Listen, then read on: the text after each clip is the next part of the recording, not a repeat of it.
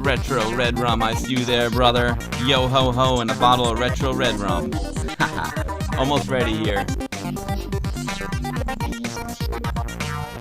Hope everyone's awesome. I'm like out of practice. I haven't streamed in like a week and a half. I forgot how to do this. Eagle Beakster, what's up, my brother?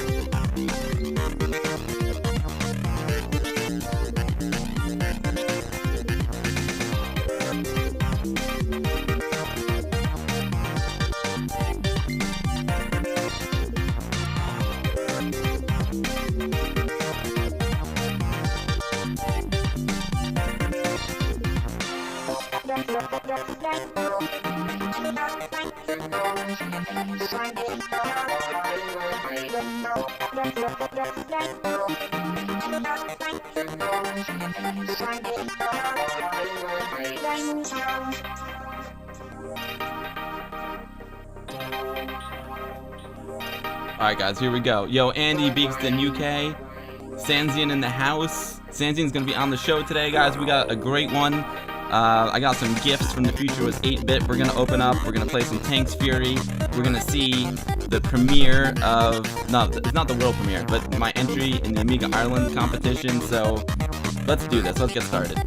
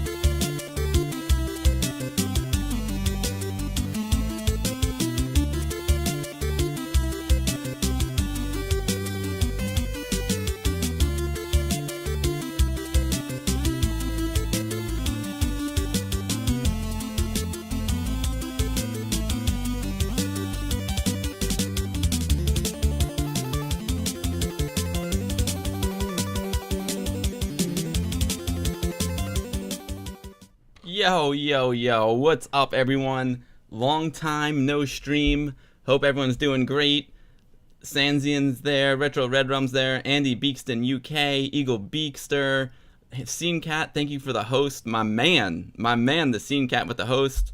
Blix Tukin and 2 other follows, thank you so much. It's awesome to have you. Oh man, so yeah, guys, it's been a while. I'm out of practice. I forgot how to do this, but we got a great show for you today. It's gonna be a little bit on the short side, because tonight is a Westchester Amiga user group meeting, so I need to get ready for that.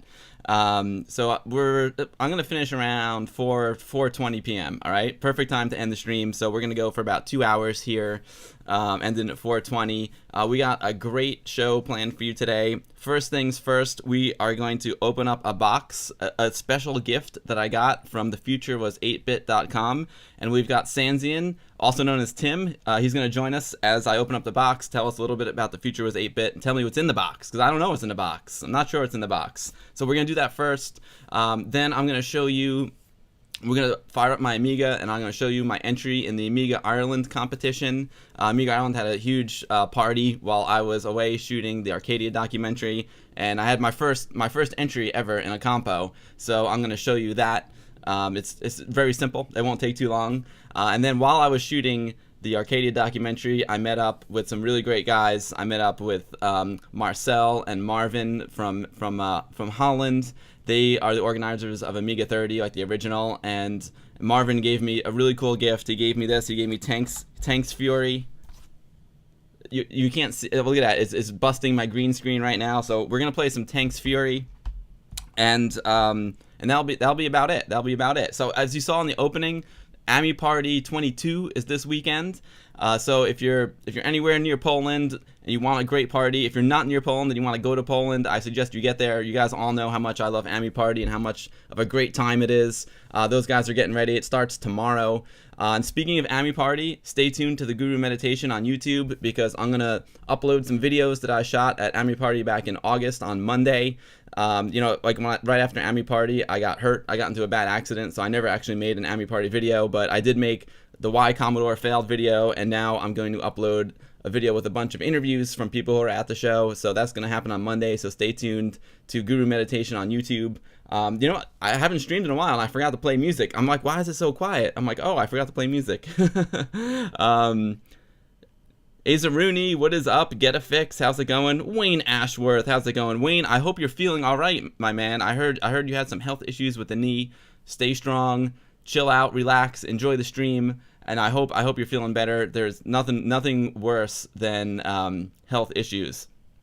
All right, so my man Tim, also known as Sanzian, who's always in the chat, is with us. Let me unmute his mic, and we'll get him on here. I love having guests. Hold on, let me unmute the mic. Chat is with us. Oh, Tim, yeah, you're gonna have to wear headphones or mute, because I hear myself there. I hear myself on speakers, so if you can put on headphones or mute it. Yeah, that's what I wondered. Hang on. We're working out the technical issues here, guys. Okay, that sounds better already. There's gonna be some there's gonna be some great chip tunes to come out of the Ami Party. Oh, sweet, man. I'm gonna play them on here. Tim's just working out the audio there. It's so funny because when we tested it before, there was no feedback because I wasn't streaming yet. So Tim's just working out the headphones, and yeah, we're gonna play What's in the Box. I got a knife. I got a knife here. We're gonna open up this box. Tim, you there? Yeah, I'm here. It's just I'm getting you twice. Oh, okay. You have double bill, so you have to mute the stream and just listen to the friend chat. So I'm just talking here, testing it. This is Tim's first time on the show. Tim helped with the SD2IEC the other night. Nice. Tim is a very helpful guy. I wish I had some music playing. I could play some music, but you know what? We'll keep it quiet today. Yo, Dictator with 100 bits, man. Thank you so much. That's super kind of you. I appreciate that so much, man. Welcome to the stream. I hope you have fun today, and thank you so much for your generosity. That's super cool. One thing I need to do, it's just been like a crazy start to the year. But I promised I would donate my money that I earned on Twitch to St. Jude's Hospital that I made my first year streaming, which was last year. So we're gonna do the donation. We made $100. That's pretty freaking cool, man. It apparently, to run the hospital, it takes $25 a minute. So with $100, man, we got like 4 minutes. 4 minutes. That's pretty awesome. So thank you so much for the 100 bits, Dictator, man. Super kind of you. Tim, how's it going there, bud? Almost ready?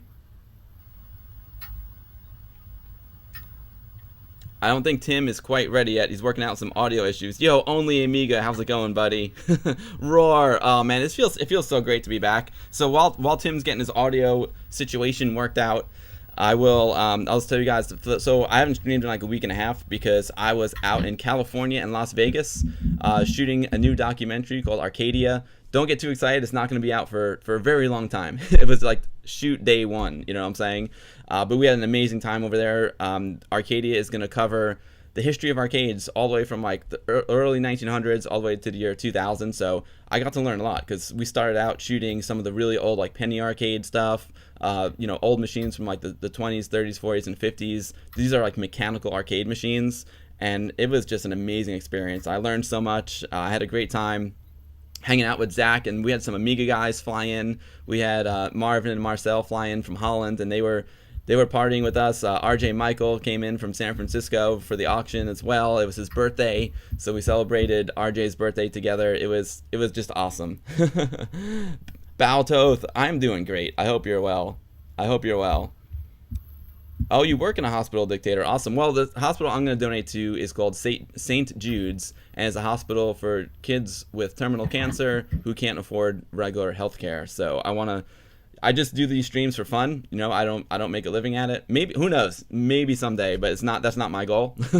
My goal is just to come out here and hang out with my friends and have fun. So I said, oh, you know what? I got this Twitch affiliate program, so I'm gonna take my earnings and donate it to the hospital. Yo, what's up, Bill Lang? Did I buy any arcade video game? No, these games were a little bit outside my budget, Bill.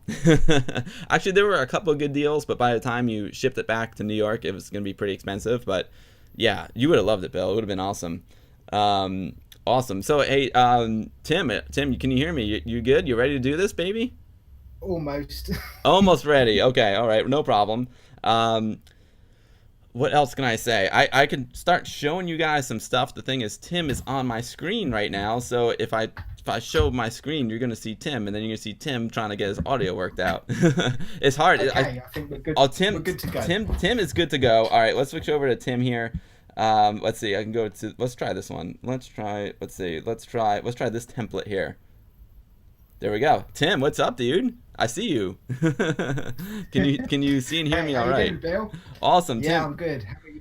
Great. I hope everyone can hear Tim okay. If there's any audio issues, please let me know. I hear him fine in my headphones, but sometimes, these streams are a little bit tricky. He's looking good. He's looking good on the audio meters. He's looking good on the VU meters, and he's looking good on camera too. What's up, Tim?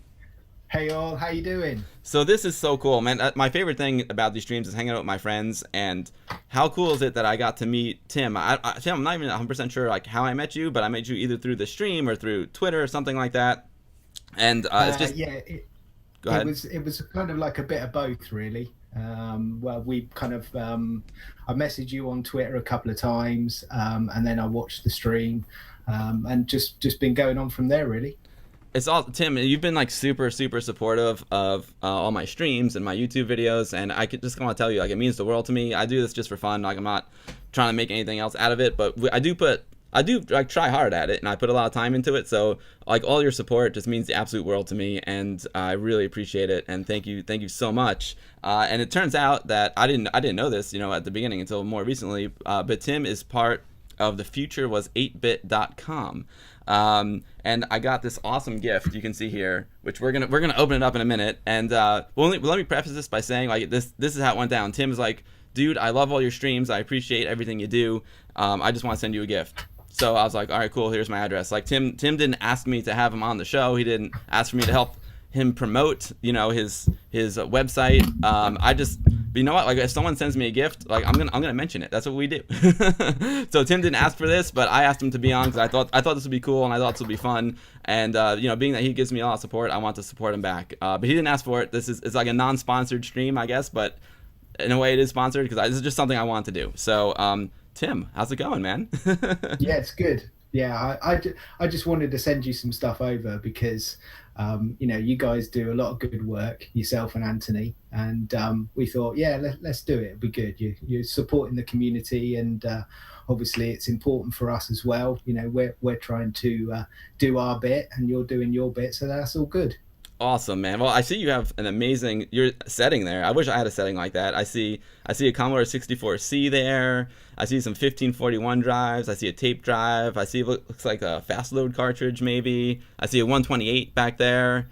I see that's the tip of the iceberg. Tip of the iceberg. Yeah. So tell me a little bit about the future. The future was 8-bit and what it is. Well, really, Rod started the future. It was 8-bit. It's his company. Everything's down to him, really. I just help out. I started probably about a year ago. I met Rod through work. We do some bits and pieces together on that. And he brought in, when I was in his office one day, he brought in the 64P. I don't know if that's something you see. He built the Commodore 64. This is like a little portable Commodore 64, and I was just blown away by it, and I couldn't believe, you know, he'd actually built this little device from the ground up, sort of thing. And then he showed me the SD2IEC, which is the Commodore 64 adapter, and we just kind of built up a friendship from there, really. That's awesome. It's amazing how this retro community just brings people together like that. You know, it's common interest, and you know, like everyone in this community has just been like so nice and so supportive. You know, I find like when I meet people, they're just like-minded, and everyone's just trying to help each other out, and that's pretty amazing. So what kind of stuff do you have on The Future Was 8-bit? We can take a look. I'll take a look in a minute. The only problem is I won't see you anymore, Tim. No, that's all right. I mean, I can tell you. I mean, we do Commodore stuff, obviously. So we do Commodore 64, Commodore 128, Commodore Plus 4. So the SD2IEC. Because the way the Commodore works, obviously it's pretty standard across the platform. So they've got the standard user port, they've got the standard cassette port, and the IEC port, so where you plug your disk drive in. So that's where the SD2IEC goes into. So obviously all the data flows through the IEC port, so the disk drive port, and then the cassette or the user port is just used to power the device. So that's just obviously you plug your SD card into it and you can load your games straight off the SD card. It's really cool. Amazing. Maybe there might be one of those in the box. I'm not sure. We should open up this box and take a look. Before we do that, I want to say what's up, Art State Digital. How's it going, my man? Dictator. Oh wow, thank you so much for those bits. The bits for the kids. That you were super generous. I appreciate that. I think I'm gonna do the donation. I was thinking about doing it live on the stream, but there's some like money and financials that might get exposed, so I might just do it and then stream the results. But thank you, Dictator. It's super kind of you, man. That's just wow. That's like 10 euros almost. That's amazing. Thank you so much.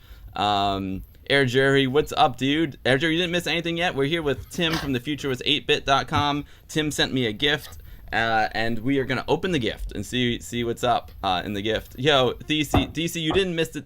You missed the opening dance, but there'll be plenty more dancing. Don't worry about it, buddy. All right, so Tim, I'm gonna do here is I'm gonna go overhead cam. Okay, so they're not gonna see you right now, but they can still hear you. But I went overhead. You can see my microphone, and you can see my gift from Marvin, which we're gonna get into a little bit later. But here is the package from Tim, and we're gonna open it up. I wanted to do this like live on stream. I thought it'd be fun. I have no idea what's in the box. Like I said, I didn't ask for anything. He just went ahead and sent it. What's in the box exactly? Knee-high spy. Did you like the label on the box? I love the label on the box. Check it out. Yeah, before I open it, you can see that he included a gurumeditation.org graphic as well. This is really handy, putting thefuturewas8bit.com, like putting the URL on it. That was super handy. So let's see. All right, let's see how to open this. I love the tape. The Future Was 8-bit tape. That's pretty amazing. It's cool, isn't it? That's what I've got here. Yeah, I can see that. That's awesome. So that's so people will be able to find the site. We'll navigate to the site before I say goodbye to you, so people can check it out. That's cool. Azaruni says, say thanks to Tim for Aaron UB4T on Twitter. All right, opening it up here, guys. All right. Very careful here. Don't want to hurt myself. Don't want to cut myself. Yeah, don't go running with that knife. No, not at all. Oh, I see how it works. Okay, like that. So there's just a few bits and pieces in there. Okay, cool. You might like. I'm sure. I can't wait. So obviously I'm an Amiga guy, but you know, Commodore 64 was still part of my life. I had a 64 before I had the Amiga. I wasn't an early adopter of the 64 because I had an Atari 800. So my first 64 was actually a 64C. But yeah, I love the machine, and we're gonna do some 64 streaming here in the not too distant future. So and I'm excited to try it out. I'm trying to be gentle here with Tim. If you order from the future was 8-bit, I guarantee you everything's gonna be packed really well. Air Jerry, this is so dangerous right now. This is the most dangerous thing I've done in the past couple of weeks, but I love it. I just have one more. Rod has taught me to pack things very, very well, because he takes a lot of time and makes sure that everything gets to people in one piece. Because we ship all over the world. We're not obviously I ship that to you in the US, but we ship all over the world all the time, and US is a big part of our market. Yeah, Commodore 64 is really big here, and you know, even bigger than Amiga, I would say. All right. It's not just that. It's VIC-20, and we also do a device for the pet as well. Or that's coming up soon. So that's a big market as well, all over the world, and especially in the USA. Oh, excellent. He's open the box like Brad Pitt. I'm like, what's in the box? I'm afraid. I should take this. I was in the desert last week. I should have taken the box out in the desert and opened it out there, Brad Pitt style. All right, let's see. I'm gonna turn it to the side so I don't block my microphone. Very well packed. Oh wow. All right, there's something inside this packaging here. Love it. I got a nice note. Let's see. I'll read the note. Hey Bill, here as promised, some future was 8-bit goodies for you. I've also thrown some extras that will give you an extra sugar rush while you do your stream. Amiga and Commodore 64 forever. Tim, aka Sanzian, and Rod, aka the future was 8-bit. Awesome. Thank you, Tim. I'm so excited right now. This is awesome. So it looks like we got some instructions here. We got an SD2IEC user guide. That's a dead giveaway as to what's in here. Wow, there's a lot of stuff in here, all very well packed. Holy cow. Well, is there an order? Should I open up the stuff in the bubble wrap first, or should I open up the air package first? Just go for it. Just go for it. All right, well, this one's in my hand, so let's go for this.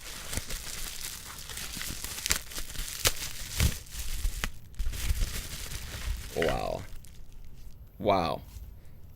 All right, oh, neat. Check out this SD card. It says the future was 8-bit, and it's got a 5.5-inch floppy on it. Let's see if the silly webcam can focus on it. It takes a minute. There you go. That is cool. That's awesome. So we got an SD card, and then I guess this is it. This is the SD2IEC. Is that right? Yep, that's the one. That is awesome, and I love the design. It matches the bread bin Commodore 64 perfectly. Yep. That is so cool.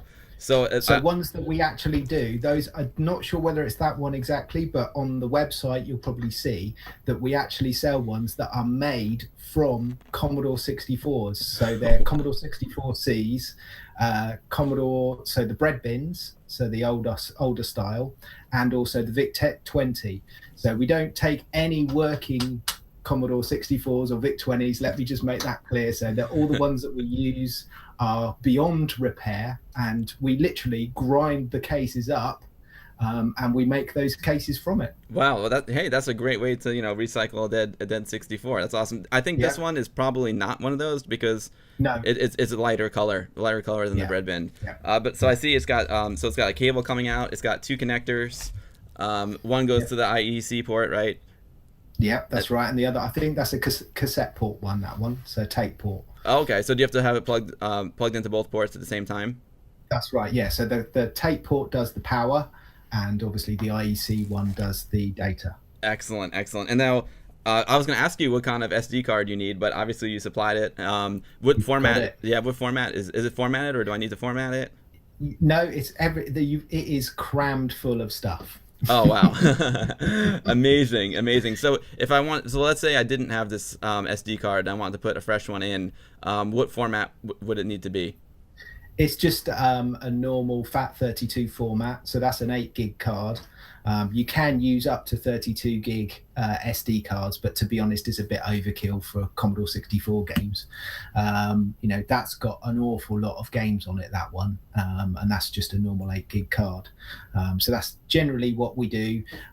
Is when you on the website, you can select which SD card you want with it. So if you want it with or without an SD card, so when we sell it out, it's preloaded. What we don't do is, that one's an exception, because I have put some games on there, some commercial stuff, but generally what we don't do is we don't put any commercial games on there that we don't have permission to put on the SD card. So for example, we've got Pond Software, who are really good, do a lot of homebrew stuff. So they've done the Bare Essentials, which is on there, a couple of other games, and we've got permission to put those games on there. I mean, they're freeware anyway, but we always like to check by the publishers and that sort of stuff that we can put those on there. But that's an exception. I have put some other games on there for you just as an example, and I've also put Galencia on there because I actually sent you a copy of that. So I've also put that on there for you as well because I bought you a copy of that. Yes, so Galencia is a new game that came out for the Commodore 64 last year. Yeah. And it's a Galaxian type game. And actually, I would love to get in touch with the gentleman who made it, because I think it'd be cool to have him on the show. Let me switch over so everyone can see you here. PC, there we go. Oh wow, look at that, that's beautiful. You know what I want to do? I want to play the game, but I also want to support the guy who made it. I think, and I want to get like a cartridge version of it too. That would be awesome. Yeah, that's what this is. I think I've got them both. So Jason's a really good guy. He's just launched a Kickstarter campaign as well for the new game. That he's, I think it's Chaosphere, Galencia Chaosphere. So it's the follow-up. I think he's almost funded on his last stretch goal as well, and he's only had it up for a few weeks. So he's doing really well. Oh, so it'd be a good time. It'd be a good time to get him on then. Oh, sweet. That is awesome. There's the cartridge version. Oh yeah.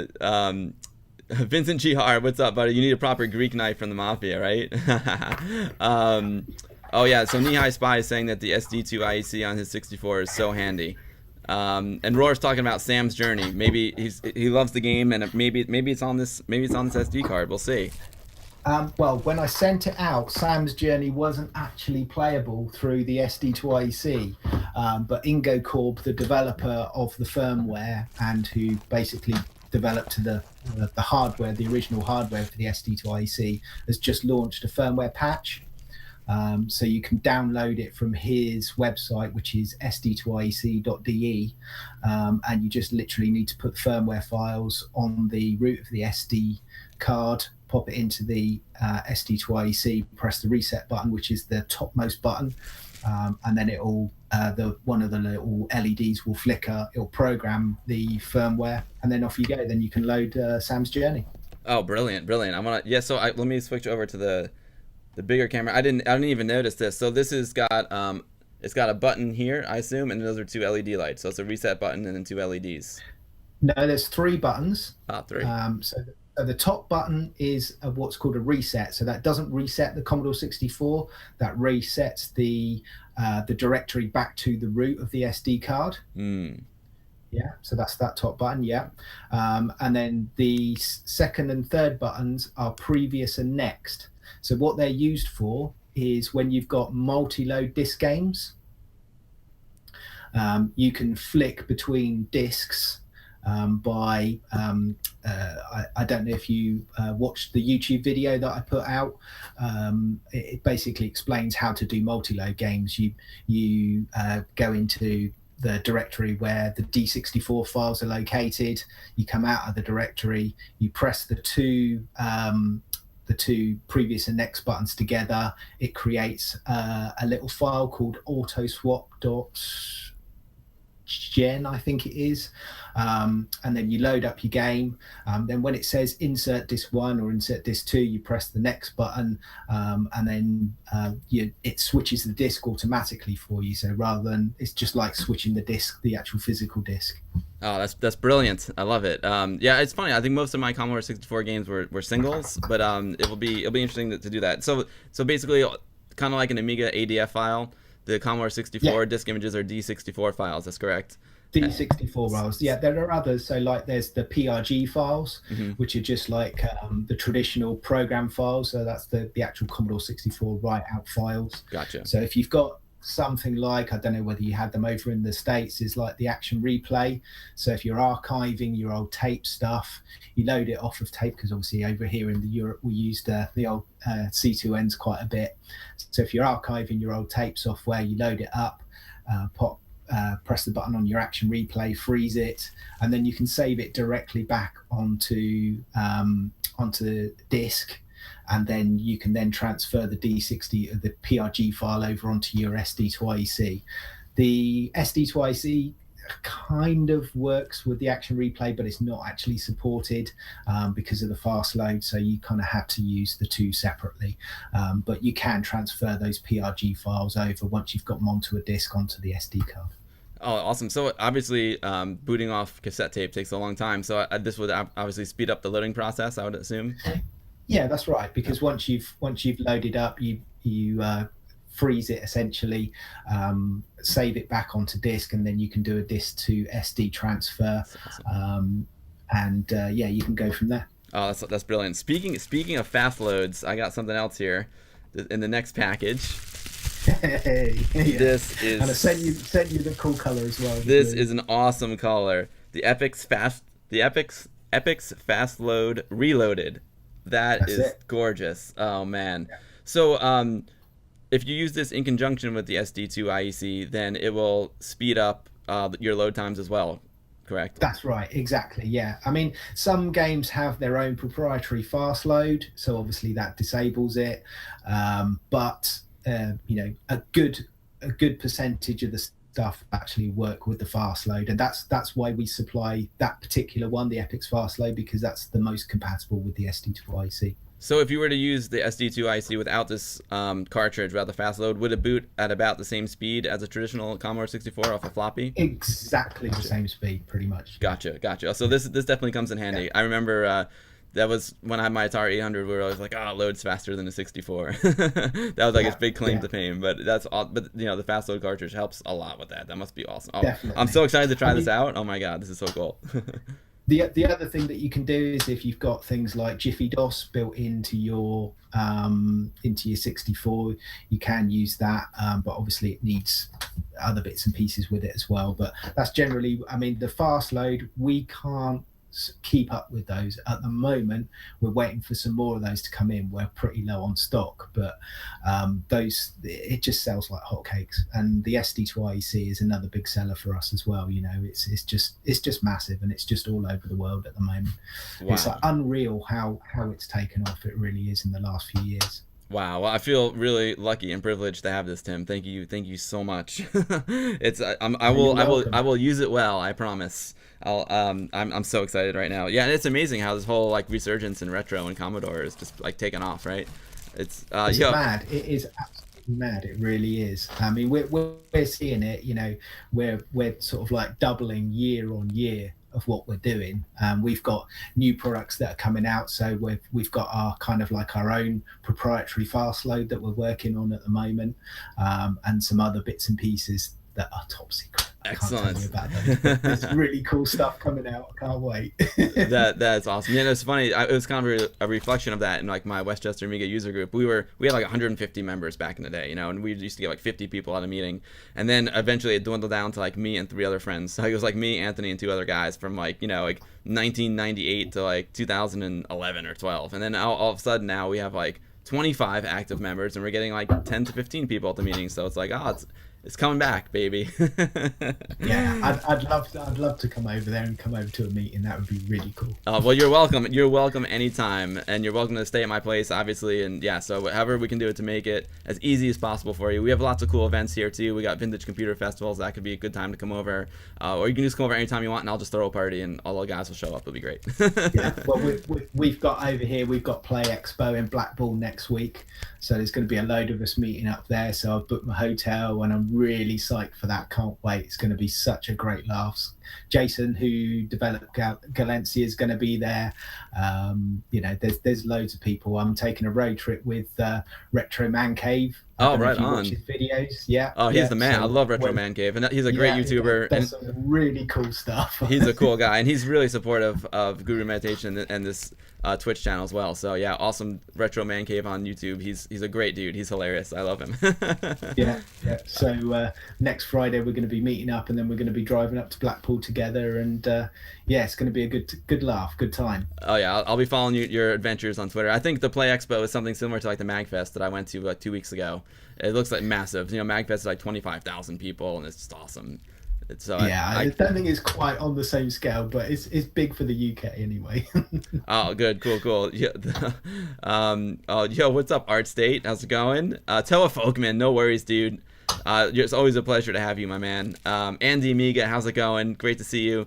I got some. This looks really fun. And Tim, I'm super excited because tonight is Westchester Amiga User Group meeting. We meet on the first Thursday of every month, so I'm gonna bring all the stuff to the meeting. And a lot of the guys who are there used to be in a club called Bug, which was the Bronx User Group. It was about 20 minutes. The Bronx is like 20 minutes from where I live in New York, and they were a huge Commodore 64 club. I mean, and they were massive. They did Amiga stuff as well, but their primary focus was Commodore 64. So those guys are gonna be really excited to see this stuff. Yeah. I mean, my really and truthfully, my main love is the Amiga. That's why I watch your stream and other bits and pieces like that. And like, obviously, Maddie does some really cool stuff. Miss Madeleine. Oh, she's awesome. Yeah. Yeah. And over here, I've got my CD32 set up. I've got my 1200 set up. I've got my Amiga 2000 all set up. And, you know, that's all cool stuff. And I absolutely love it. You know, and the Commodore 64 is really close to my heart because that was my second computer. Started with a ZX Spectrum and got rid of that pretty quickly and went on to Commodore 64, Commodore 128, and then eventually went on to an A500 and then a 2000. So wow, that's awesome. Yeah, my first one was Atari 800, and then I got an Apple IIe, which was actually based on my dad's school because he taught at a school, so we had a IIe in the house. Then we got a Commodore. Like I said, I got into it late, so I got the Commodore 64C, and then Amiga 500. So that was my, and then Amiga 2000, and then, you know, it was just Amiga. And Amiga is like near and dear to my heart, and it not only is it was the perfect machine for me because I could create graphics and video. You know, it was a really good tool. Like, it was a desktop video tool, and video is my passion, is my job. So that was, I love Amiga for that. But then I also loved Amiga because I had this amazing, you know, Amiga user group with all my friends. So Amiga like brought my friends together, unlike any other computer has. You know, like when I had the Atari, I didn't know anyone yet. It was amazing. I loved the Atari 800, and same with the 64, but I wasn't old enough yet to participate in these clubs. And the Amiga was like the first time I was old enough where I could actually go to a meeting and like hang out with other people. And the Amiga community was just awesome back then. And it's even better now. Yeah, I mean, it's like when I first started, when I left school, I worked in a local computer store. So we had everything around us. We had the Commodore 64, Spectrum, the Amstrad, and then all the 16-bit stuff started to come in. So like the Amiga, the Atari ST, and I had Atari ST for a little while, and you know, the A500 started coming through because the 1000 wasn't really accessible over here. It's still quite expensive. Then the 500 came through, and that changed everything. And we got one in the shop, and I saw things like Fairy Tale Adventure playing on it, and that was just awesome. And then I just basically got rid of my ST and got an A500. That lasted for about a month because it actually was faulty. I used to have to bang on the top of it to get it to work. So I ditched that and got a 2000. So I had the 2000 with the XD bridge board and the 5 1/4 inch drive, and I think it was a 20 meg hard card in it or something, a hard disk drive. Yep. And that was just amazing. And I regretted getting rid of that. I really do. But yeah. That's awesome. I didn't realize you were so into Amiga. I thought you were just kind of hanging out in my streams because you just liked seeing the Amiga stuff. I didn't realize you were that into Amiga. That's awesome. No. Back in the day, I used to help out with where I used to work. There was quite a lot of companies doing sort of like distribution, so the companies that sold the actual Amigas directly from Commodore.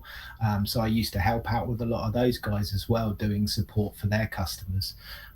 So yeah, I was well into the Amiga in the time. Brilliant. Yo, Roar, my buddy Roar, also major supporter of all my channels. He's asking what your favorite Amiga game is, Tim. Pinball Fantasies. Oh, there's no competition for me. It's just one of those games I will always go back to. I love it. Awesome. Yeah, I love it too. I wasn't into the pinball games as much back then, but thanks to that Amiga that competition that we were in, I started playing Fostech. it. Yeah, the Fostech competitions. I started playing. I used to play it, but not seriously. But now I was like, oh, I'm trying to get a high score, and I was like, wow, this game is super fun. I mean, I definitely dabbled in the pinball back then, but I wasn't hardcore into the Pinball Fantasies. But it's a great game. Let's see. Yo, Pierre, my buddy Pierre is here. I'm gonna see him tonight at Westchester Amiga user group meeting. He's one of the old timers. He's one of the hardcore guys that would show up when there was just 4 of us. What's up, Pierre?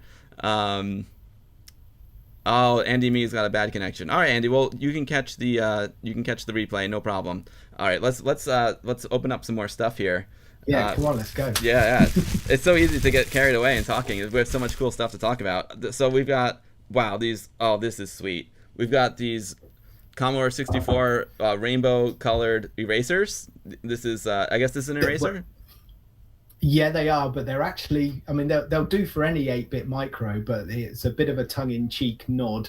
One of the other products we do is called the Div MMC Future, and it's for the ZX Spectrum, and it plugs into the big edge connector on the Spectrum. And a lot of the time, obviously, people never really use the edge connectors on the back of their Spectrums other than for a joystick interface.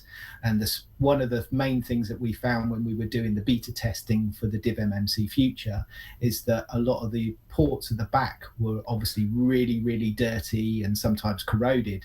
So we actually found one of the best things to clean it was a pencil eraser. So we thought, what better product to sort of like do as a little promotional item than a rainbow logoed colored eraser, which is the logo on the Spectrum. That is hilarious. That's hilarious. And it's got the repair tool. I love it. The ZX Spectrum Edge Connector repair tool. Whatever, you know what? Whatever works. You know what I'm saying? That's funny. That's hilarious. You guys have a good sense of humor. And I don't know if I'm actually going to use it because I like it so much. I'm just going to kind of keep it on my desk. I'm sure it'll come in handy if I need it. Head Crash, how's it going, buddy? I sent enough for you and also for Anthony as well. So. Okay, I'll give him one for sure when he gets back from the Olympics. Yeah. And we've got some awesome pens. We've got the SD2IEC and the SD2 PET. Nice. We got a Future was 8-bit pen. That is awesome. I love pen. I'm a big pen guy. I got some Amiga pens over there, so these will definitely go into the collection. That is so cool. The pens have got quite a cult following now. Yeah, I've seen them. Have you seen them on some of the videos? Like I know the Jan Beta uses them to point as well on his videos. Oh, brilliant. So I'll have to post some pictures when I use it. Now we still have one more here. We got one more package here. Let's see. Again, everything is packed super, super well. Let's see what we got here. Holy cow. There's a lot of stuff in here. Whoa. This looks like a lot of candies. I can enjoy these on stream. Yeah. Wow. That is these are candies. I've never seen these. Freshers? Oh, refreshers. Wow. Yeah, those are retro candies. So there's ones that sort of like we would have had in the 80s over here. They've just started sort of like redoing some of them. So that's why I sent through, because they're like proper retro stuff. Oh, that's brilliant. So they're reissuing these candies. What the sherbet fountain? What the heck is this? That's amazing. Holy. So the sherbet fountain's got a licorice kind of stick that you sort of like lick the end of it and dip it in the sherbet. It says natural colors and flavors. Sure. Yeah, right. I'm sure it's very natural. We got lollipops. Oh, look at this guy. He's cool. That is, he's a little cyclops. Little cyclops lollipop. That's awesome. We got blackjack. Let's see. More refreshers. I feel like I'm in Willy Wonka's candy factory right now. A drumstick. Ooh, that looks really good. The drumstick looks good. Those will tear your teeth apart, though. Be careful on those. We had something similar. Is it like a peanut butter type flavor? No, they're really, really sweet. Okay. But yeah, they're quite fierce on your teeth, so be careful. Wow, look at that. That is awesome. Oh, the dips. Oh, we used to have dips too. Is there like a little like sugar serving spoon in here and you dip it into the package? No, it's actually another little lollipop. Oh, got you. Because we had something like this where there was like a sugar stick, and then you would take the sugar stick and then you dip it into the package where there was more sugar and scoop out. Yeah, yeah, that's it. Yeah, just sugar upon sugar upon sugar. That's awesome. And finally, we got a fruit salad. So this is the healthy one, right? Yeah. I've got some more to send over to Lambda Calculus because he actually sent me some stuff over. So I've got a package that's ready to go for him. So. He's a good guy. Oh yeah, Lambda Calculus is also in Westchester Amiga User Group. I'll be seeing him tonight. Yeah. So, Tim, is there something beeping on your end? I don't know if something might be my phone. It's on top of the microphone. So. Oh, okay. I wasn't sure, but that was me or you. Yeah. That's awesome. Let's see.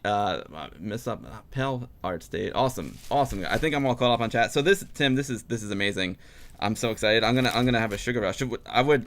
I would start eating one now, but then it's gonna be hard for me to talk on stream. So I think I might save one for the meeting tonight. Yeah, do it. Take them along to the meeting. Awesome. Well, this is like super. I can't wait because I have a lot of Commodore 64 stuff I want to do on the stream as well. So this SD2IEC is gonna be great. We're gonna play some Galencia. If you know Jason, I'm sure I would love to have him on the stream too. That'd be really fun to have Jason come on, especially we can get that sorted for sure. Yeah, especially if he's got a new Kickstarter, I could help him out a little bit with my tiny little audience, but every little bit helps, right? Yeah, too right. Yeah.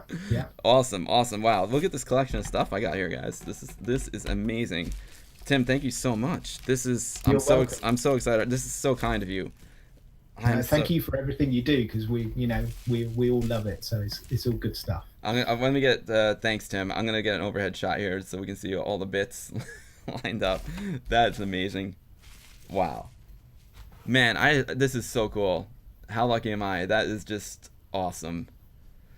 So Tim, let's see, what time is it? It's okay, good. We're doing great on time. I wish I could just plug this in now and use it, but my Commodore 64 is actually at my parents' house right now, and right now I don't keep everything in my house. My dad's got like a really nice storage space, so like my collection is over there with him, but everything I'm currently using I have here at my place. So I'm gonna go get my Commodore 64, and in the next stream or two we'll definitely fire this sucker up. Now this will work with a bread bin or a Commodore 64C. Absolutely, yeah, and it'll work with a VIC-20 as well. Oh, and a VIC-20 as well. Excellent. I don't have a VIC-20, but that's cool. I have a lot of friends who do. I'll be sure to bring this to our Vintage Computer Festival as well, and show it off as much as I can. I know I did the first time I ever saw it was actually my friend Jeff had one at Vintage Computer Festival. I don't know if you ever saw the pictures. They kind of went a little bit viral, but he had like 8 Commodore 64s lined up, and they were all networked together playing a multiplayer game. So yeah, that's it's cool, man. I'm so excited right now. It's Art State, very good stream. Oh, thank you so much, Art State. I appreciate that. Awesome, guys. Well, thanks everyone for hanging out today. We still have a lot more to do. I'm just, like I said, I just got this amazing gift from Tim, also known as Sanzian from thefuturewas8bit.com, and he's just super generous and sent me all these gifts because he's been enjoying the stream. So that's awesome. But Tim, before we move on, I wanna show people the Future Was 8-bit website. So I'm going to, let's see. Yeah, do it. I'm gonna exit the full screen here. There we go. Oh, this is gonna be some crazy. There we go.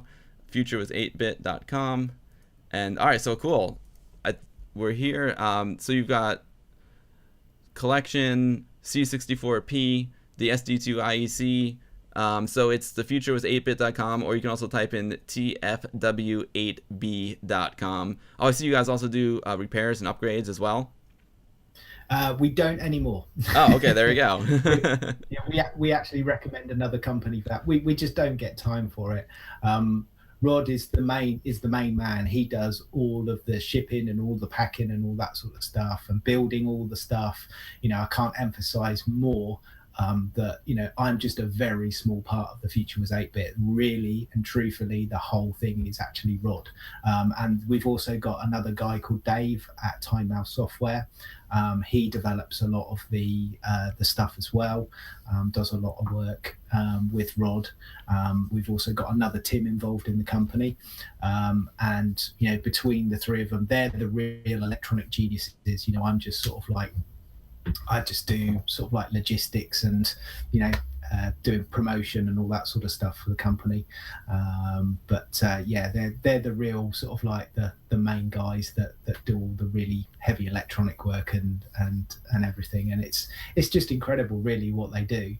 Some of the stuff that we've got coming through is going to be really, really cool. I just can't wait to show you guys some of it. Well, they're really, really lucky to have you because you're just an awesome dude, and you're really good at what you do. So something like this is definitely a team effort. So they're really lucky to have you. But this is amazing. So do they build these by hand? Yeah, I mean, obviously we get the boards. The actual bare boards are built and shipped over to us, and then the rest of the assembly is done here in the UK. So like the SD2IEC, for example, just comes over to us as a board. We put the buttons onto it, we put it in the case, we put the what we call the tails, so like the power cable and all that sort of stuff on there. They're all pressed up together, and there may even be some bits and pieces on the website of how the process is done. The penultimate cartridge, now that is a really interesting one. That is VIC-20 product, and that is really, really cool. It just transforms your VIC-20. It's got a load of cartridges games on there, but also what it does is it's a RAM expansion. So I don't know if you remember, with the VIC-20, you had to take out your 3K RAM expansion, switch it over to 8K, put it back in again. Well, the penultimate cartridge does away with that. You've got anywhere between, I think it's 3 and 35K expansion on there.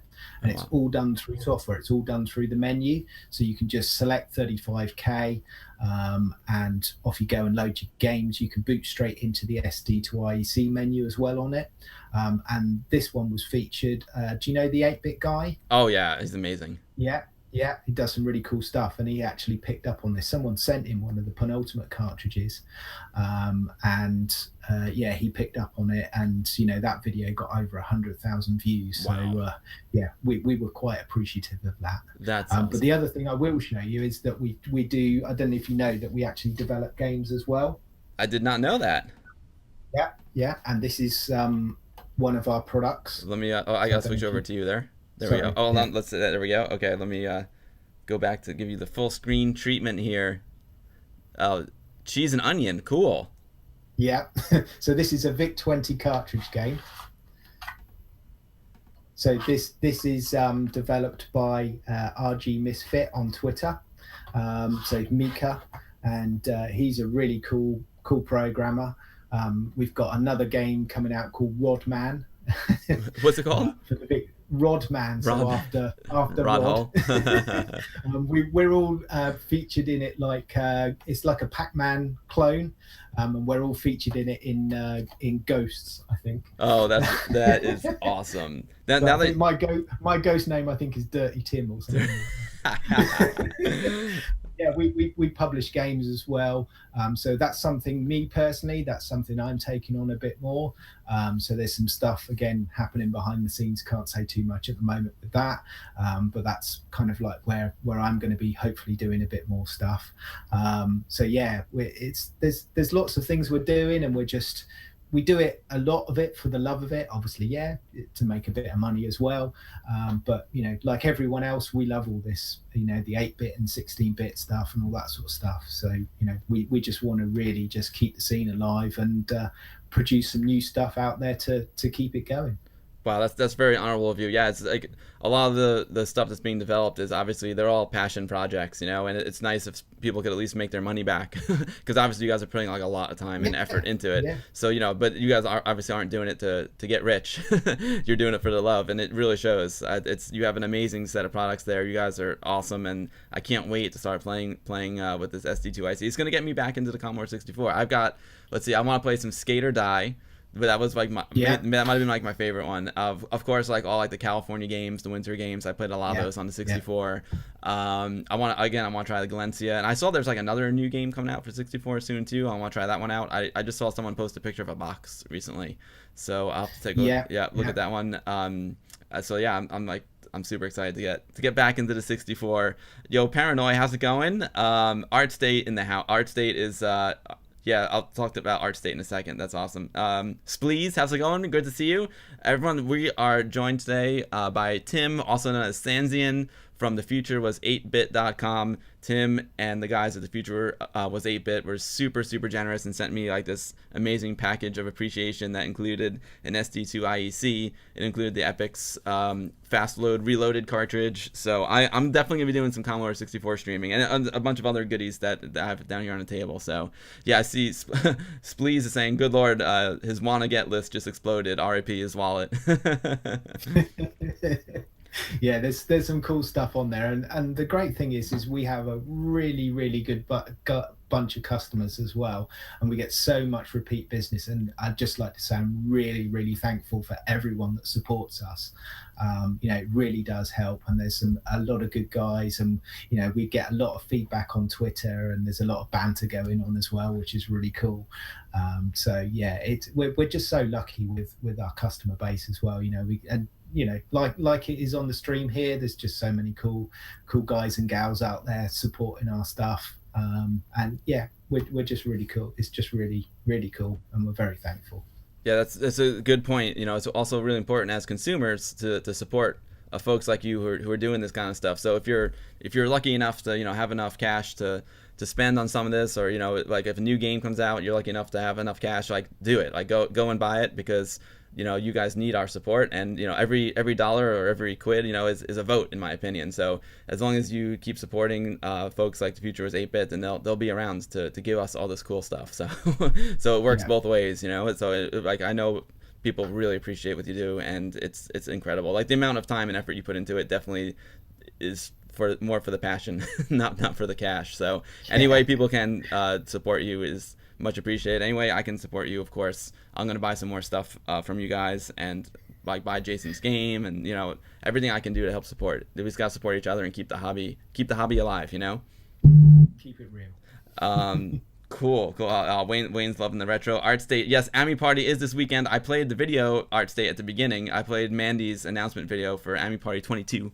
But so Tim, I think that's about it for now. Oh, nice. Cheers. I don't have a beer on me right now. I'm trying to stay somewhat sober before the meeting, so I can be coherent and drive there. I'll have a little. Like the last time. Yeah, I'm like, well, I was cool last time. I finished early enough, but I got some kombucha here. I'll drink to you and drink to Future was 8-bit. Thank you so much for these generous gifts. And thanks for all the support, man. It's so overwhelming, and it feels cool. Amazing. No worries. And like I said, I can't wait to meet you in person. I think we'll have a good time together. Wayne's raising the beer. All right, right on. Cheers, guys. Cheers, everyone. Here's to AmigaBill and the stream. Oh yeah, that tastes good. Tim, is there anything else you wanna add while you're here? No, it's all good. It's all good. I'm you know, just psyched that I've been able to come on the stream with you and talk to you, and obviously just get across what we do, and hopefully people will like our products and maybe buy a few things. I hope so. I hope this will help a little bit. I mean, whatever little bit I can do to help, that's awesome. It's like I said, I do these streams just for fun. There are definitely ways like here and on YouTube where you could grow and, you know, become more popular, but this is just like a side fun thing for me, hanging out with friends. So I don't necessarily do all the things that are required to to increase my popularity, but you know, like I said, it's all about hanging out with friends. So I think, but the thing is, even though there's not like a lot of people following like on this channel is like the quality is amazing. Like people are like, wow, you only have like whatever, like 500 something followers, but you always have like 50 viewers. There's channels with like 10,000 followers that have like 5 viewers at a time. So it's like the quality of people that come here is just amazing, and I'm just like overwhelmed and thrilled to have everyone. It's so much fun. And I think the good thing is that we say this, you know, the people come back regularly to the stream, and you know it's becoming sort of like a cult also as well, and it's really cool. It's a nice culture for everyone, and just to share memories and some of the cool things that you do on the stream and all that sort of stuff. And yeah, it's really good. Awesome, really Tim. Good. Awesome. Well, anytime you're welcome to come on anytime you want. Like whenever, like if you want to come on the stream when you know I fire this sucker up, you're welcome to. That might be really fun. That might be really fun actually. I think I'm gonna do it. Let's see. So I'm gonna stream again on Tuesday. I've got something special planned for Tuesday, and then after that, then I'm working for a bunch of days in a row, and then I come back the following weeks, and I think that's when I'll do the 64 stream, and I have something special for the 64 stream too. My friend has been working on a game, and it's going to be the world premiere of his game. So it does work with the SD2IEC well. He's tested it, so I'm looking forward to that. Yeah, so we'll play some Galencia. We'll premiere my buddy's new game, and it'll be a great stream. So you're welcome to come on with him if you want. We're using the friends chat. You know, the Amiga guys are from Friend, and it works well. So we could have like multiple people on at one time, which would be really cool because I haven't tried that yet.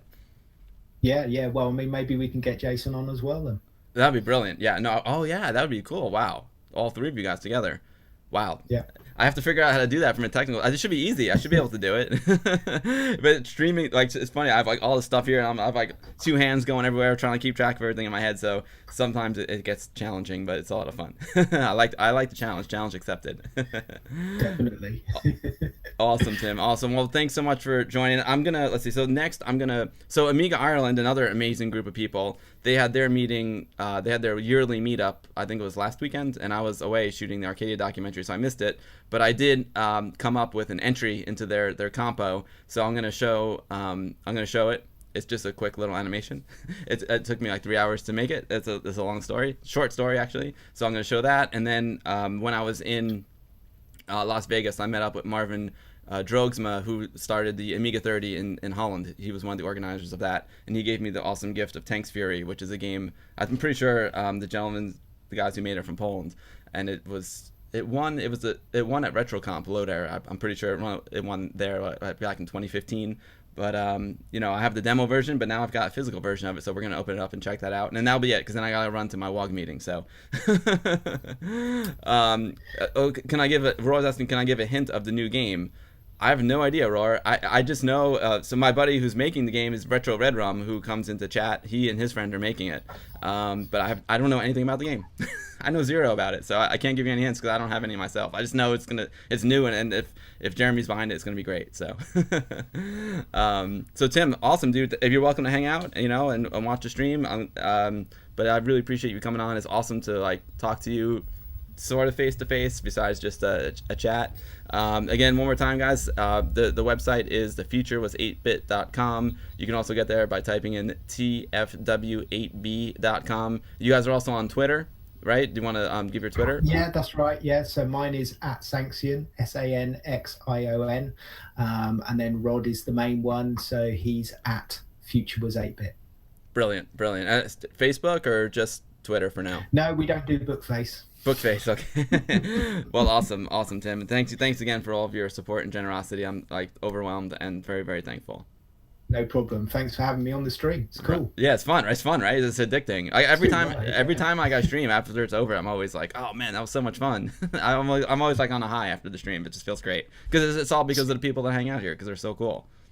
Yeah, I was super psyched to come on today. It's really looking forward to it. Awesome. Yeah, Wayne says Tim's a fantastic guy. You hope again. Yeah, we'll get him back on. No problem. Wayne, Tim is welcome here anytime. And like I said, Tim, you're welcome to come visit anytime. You're welcome to Westchester Amiga User Group anytime. My house is your house, so you have a place to stay. That's gonna happen. It's gonna happen. Okay, excellent. Awesome, Tim. All right, so cool. That's it for Tim today, guys. And I'm gonna set up the 1200, and I'm gonna show my entry in the Amiga Ireland competition. That's next. So stay tuned. Tim, thank you so much again. Okay, thanks everyone. Have a good one. Take care, Tim. And I'll put all those links in the show notes and when I put it on YouTube as well. And maybe we'll do something together with Anthony one day too over on Guru Meditations because I got more people over there. Awesome, Tim. Cool. All right, bye-bye. Thanks a lot. Bye. Bye. All right, guys. Wow. That was Tim. Awesome. What a great guy. It's so awesome to like finally like talk to him because I've talked to him on Twitter so many times and here on the stream. That was super cool. I'm glad you enjoyed the chat. You know, it's fun. I'm not like a professional interviewer. I know nothing about interviewing. I'm just kind of flying by the seat of my pants. You know what I'm saying? So I'm glad you guys enjoyed it. I should have asked if you guys had any questions for Tim. If you do, I'm sure he'll still be in chat. But I want to, it's getting quiet here. I want to, let's see, let me take this out of full screen. I want to play some music. You know what I'm saying? Yeah, let's leave that. All right, cool. Let me open up my Winamp, get some music playing here. ArtState. Oh, speaking of interviews and speaking of Amiga Ireland, my main man in chat, ArtState Digital, was interviewed by Amiga Ireland, and it is an absolutely amazing interview. ArtState is the man, super cool guy. He talks about the demo scene. It's a great, let me find it. Let me find it real quick. So I can, let's see, Amiga Ireland podcast.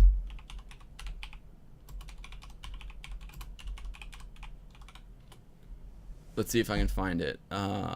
Boom. There it is. All right, we'll switch back to the PC here. So if you go to amigausers.ie/listen, there's the Amiga Ireland podcast, which is amazing podcast. I absolutely love it. I see they got a new one here. I haven't listened to episode 12 yet. But let's see, where is my main man? Oh, Amiga Ireland 2018. Again, I haven't listened to this one either. I've been away for a week and a half, so I'm a little bit out of the loop. I've got some catching up to do. Where is my man? This Christmas special. There he is, episode 10.1, Demo Scener ArtState Digital Interview. This is a great episode, guys. Go check it out. You'll learn a lot from ArtState. Cheers to Amiga Ireland, right? Oh, awesome guys. Yeah, so go check it out. Go to amigausers.ie/listen and check out all their podcasts, especially the one with my main man, ArtState Digital. I think they also did Ms. Mad Lemon. They did Banjo Guy Ollie. They got really awesome guests on there. They just had their yearly meetup, which looked amazing, and I totally want to go to it next year. I really want to go. All right, let's close that up. What should we play? Maybe we'll play some Chris.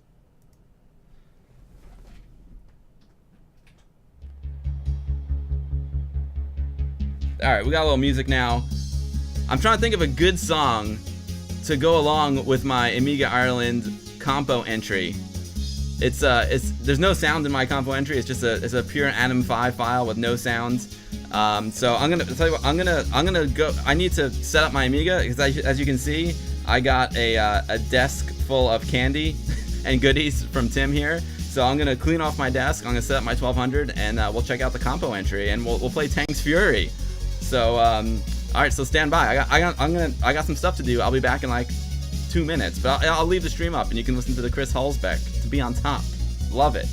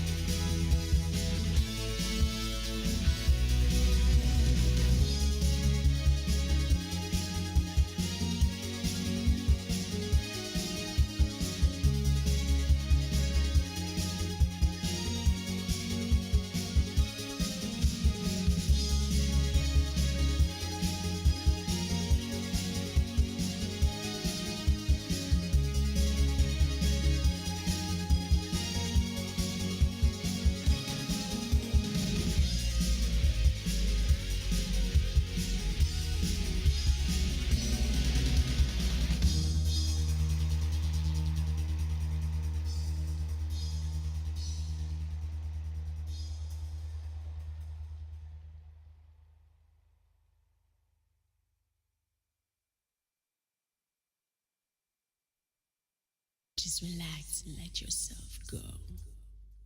Give it all you got.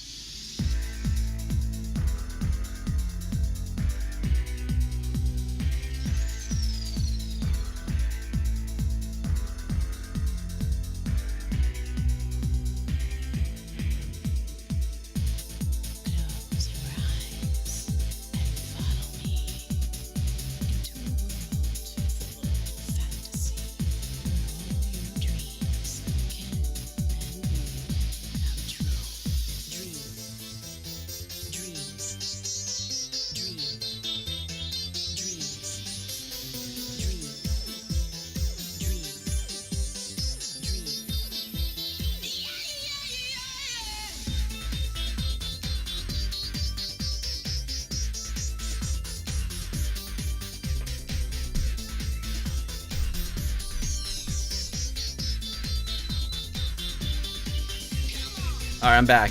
Awesome. Yeah, thanks everyone for hanging out for that awesome interview. And Tim, thank you so much for coming on. Everyone's right, man. You're money, dude. You're a natural. You're a natural in front of the camera. Yo, Kazrian, how's it going? Great to see you. Yeah, you did a great job. But yeah, you know, sometimes I have to learn. I'm not a professional, obviously. I'm just like some computer nerd guy, and so I have to learn how to like read the comments and talk to the guest and do the stuff on the computer all at one time. Like sometimes I'll read a comment and be like, oh yeah, that's a good one, I gotta get to that. But then I'll be like in the middle of a conversation with the guest, and then I'll kind of like forget to get back to the comment. So I gotta work on that. I gotta practice that. And I haven't streamed in like 2 weeks, so I'm like, oh, out of practice. I gotta learn how to do this again. Awesome, guys. So I'll tell you what we're gonna do now.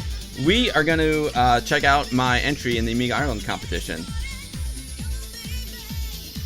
Paranoid. Oh, Paranoid.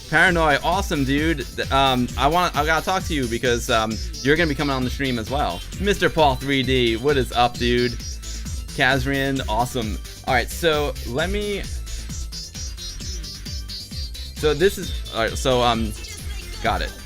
So I haven't turned this Amiga 1200 on since I left about a week and a half ago. So hopefully it turns on. Hopefully we're all good there.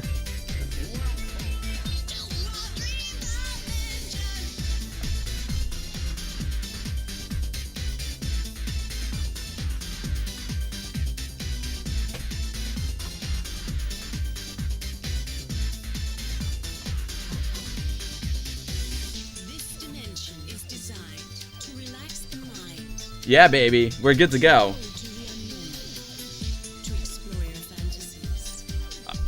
1200 still works, love it. I got a new accelerator for it for Christmas. I got the 1233N. It's pretty rad, man. I'm loving it. So anyway, I think I'm loving the Chris Hulsbeck, but it's a little intense right now. I think I might have to try. Let's see, something a little bit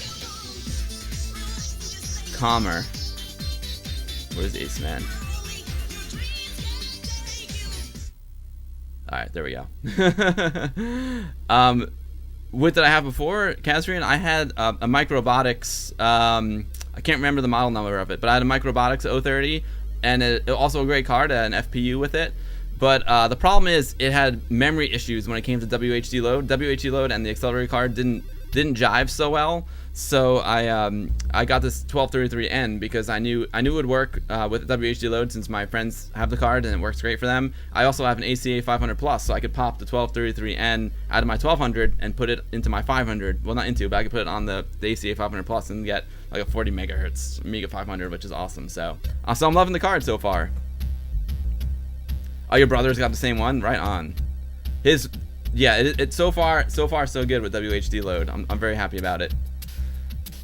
Alright guys, so while I was away, Amiga Ireland had their yearly meetup. It looked like a lot of fun, and like literally, so they had a competition, right? They had a compo, and I found out about this competition like literally like 2 days 2 days before the deadline. And I was like, you know what, I've never entered in a compo before. I don't care about winning. I was just be cool to like show some of my stuff, and I had a project.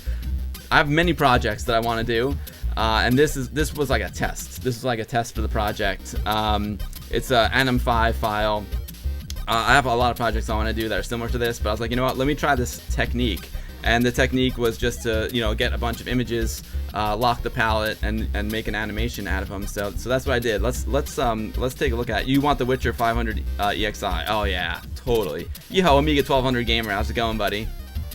So let me switch over here, and we'll take a look at this little entry. So here's the thing about this entry. Believe it or not, like, I came in 3rd place. The competitions are funny because it's like, how do you judge like one thing over another? It's like, to me, like, anyone who enters is a winner. I got 3rd place. I lost to some cookies and a cake.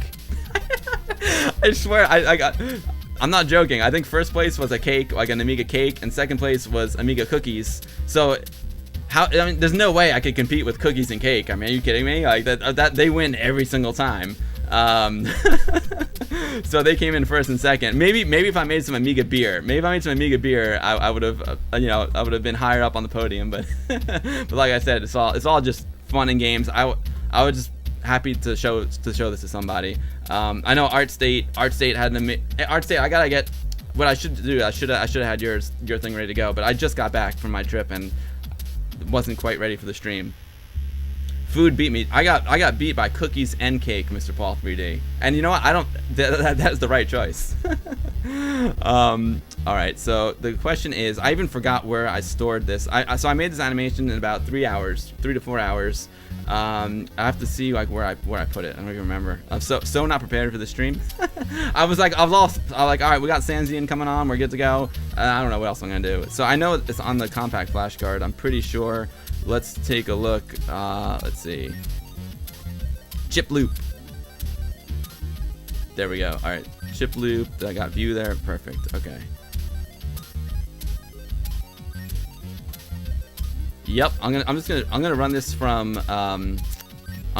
shell. I could also load it into dpaint. I'm gonna run it from shell.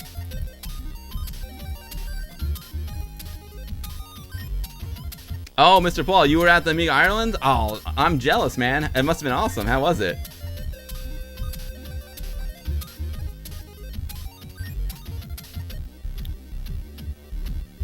Oh yeah. Oh, so the kids made the cookies and cake. Ah, gotcha. That is very, very cool.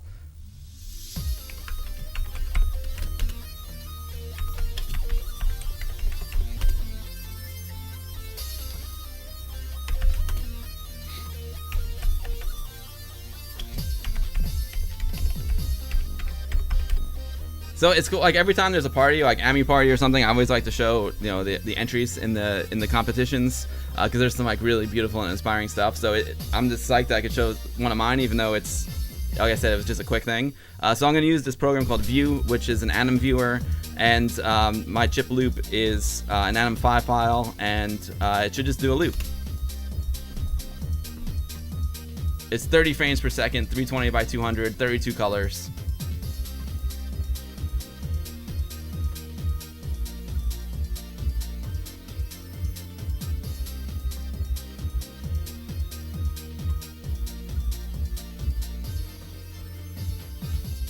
There we go.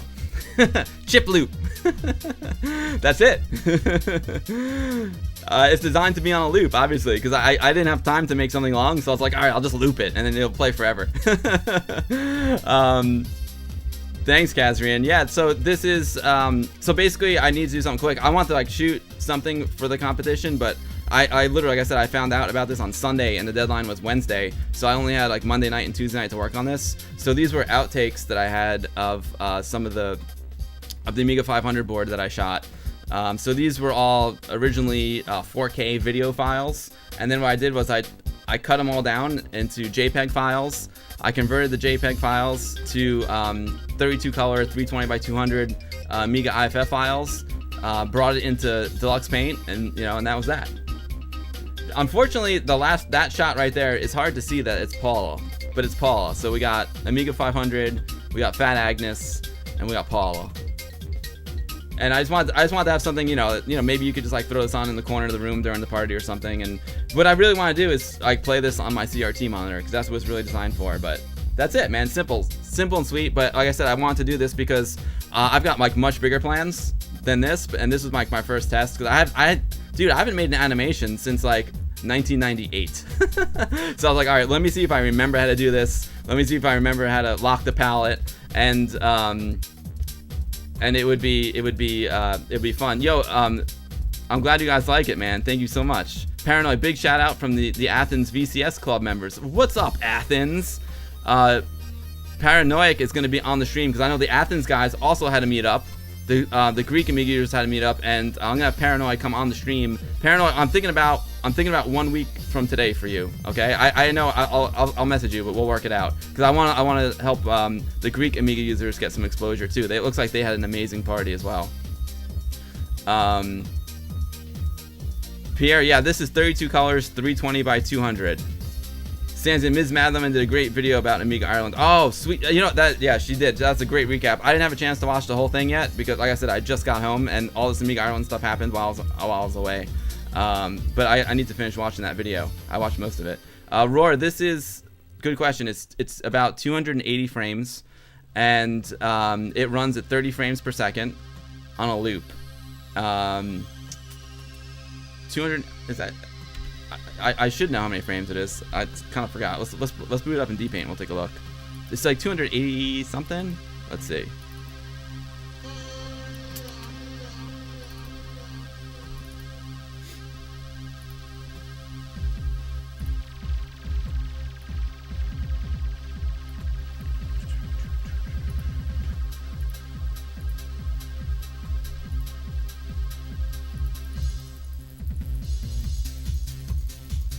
Now the trick, the hardest part with this animation, one of the reasons why I chose this is because all of the shots have a very similar color palette, and when you're dealing with only, originally I wanted to use high res, but then it limited me to 16 colors, and there's a lot of dynamic range happening here. You can see there's black shadows and there's also pure whites, so I needed something that I need to handle like all the different tones, so I went with 320 by 200, 32 colors. And I kind of dig like all the dithering that happened as well. And the trick was I had to find a frame that had the entire spectrum of colors and tones in it and use that for my base palette. I locked that palette and then made all the other frames match to it. You still use DPaint 3? Oh, nice. It looks professional. Thank you so much. Yo, Riot Retro Gaming, what's up, my man? Great to see you. Pierre, that's insane. Cookies and cake are wonderful, but that animation is brilliant. Oh, it's not brilliant, but I appreciate that kind words, Pierre. It's a test. Hopefully the thing I'm working towards will be... brilliant's a big word. So it's 259 frames, Roar. 259 frames. Riot Retro, my man. So Riot Retro is another huge supporter of mine. Riot Retro did a great interview with me. I was super honored. I think I was one of the first guests on his new show. He streams every Wednesday. He and his two buddies. They're awesome guys, and they had me on. And I wasn't, believe it or not, I wasn't talking about Amiga stuff. They were talking about my real career, which is cinematography. So that was really fun. Use DPaint. That's awesome. You should upgrade. Well, you only need to upgrade if you want AGA graphics. Well, there's some other cool features of DPaint 5 as well. So yeah, so it's 259 frames. It is 30 frames per second, so it's it's a couple seconds long and it loops. So let's see, we can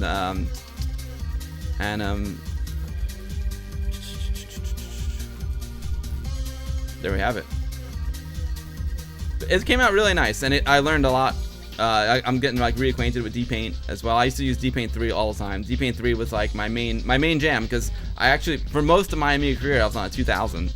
I didn't get AGA until like much later, so I was on DPaint 3 for most of the time as well. I didn't start using DPaint 5 until I got this 1200. You watched the replay of Riot Retro Gaming. It was a great interview. Yeah, he did a great job. It was really cool to talk about cinematography as well.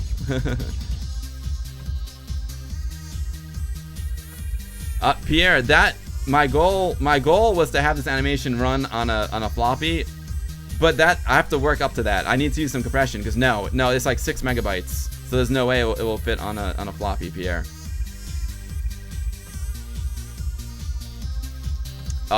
Thanks, Riot Retro. Yeah, I'm really lucky. I got some more David Letterman shoots coming up next week, which is why I can only stream one day next week. But yeah, I'm really lucky to have some really cool experiences and do something that I love. So there you go, chip loop. I wish I could go more into the Amiga Ireland stuff, but you know, yeah, just go check out Ms. Mad Lemon's video. It's all covered. Like I said, it all happened while I was away, so I'm a little bit out of the loop. The only loop I'm in is the chip loop. Oh, the phone again. Retro Spot. Can you do demo locking the palette? It's been so long. Oh, okay. You want to see that? I'll show you that real quick. I can show you how to do that, no problem. So I don't actually lock the palette in D-Paint. The way I did it was I locked the palette in AdPro. So let me quit out of here. Also, the way my technique was sloppy. It was sloppy and manual. There should be a way to batch process this and not have to do it manually like I did. But I tried using Fred, which is the frame editor in AdPro. I tried using Image Effects 2.0. I tried using another like PD program, and I couldn't get any of them to do it the way I wanted to do it. So that's like, but I'm gonna have to get batch processing corrected, because my future projects are gonna require a lot of batch processing, and you know, I'll be here until like I'm 100 years old if I have to do it the manual way. Oh, unfortunately, I don't think. Oh, rats. So I put this ACA 1233N in my machine, and it doesn't have an FPU. So I actually have to reinstall AdPro. So unfortunately, I don't think I'm gonna be able to show you exactly how it works. But this is my technique. I used Universal Loader. Let's see. Do I have the stuff here? Parent. Okay. Well, what I did. Let's see. I wasn't ready to do a demo. Sorry, but I can show you the concept. I can show you the concept. So I had. Here we go. So I had all these JPEG files that I made, and I brought them into AdPro. So I would just like click on this one, bring it into AdPro. Like I said, it's not gonna work because I need to reinstall AdPro since I got the this accelerator. I used my old accelerator, which isn't installed right now. I had my Microbotics in here, which has an FPU, so I need to reinstall AdPro. Anyway, I'll load up a different picture. So let's just pretend I'm loading up a JPEG. I'll just load up. No, frame 5 is gonna be dark. I'll load up frame 158. Okay, so let's pretend I just loaded a JPEG image. What I would do is I would render it. So I set it to 320 by 200. I did Floyd dithering. Floyd dithering. Dither type Floyd. Then I set the render screen to NTSC low res, 32 colors, mode color mapped. And then I would just hit execute,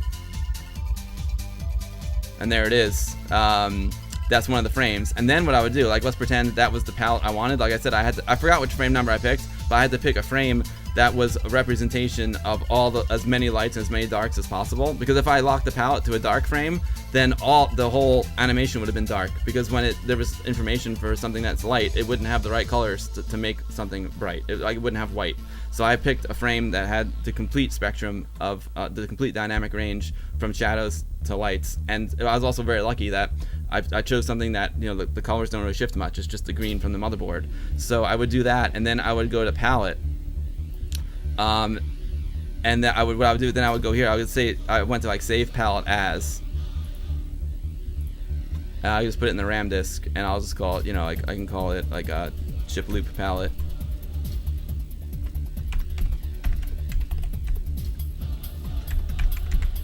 Chip loop. Oh, palette, spelled it wrong.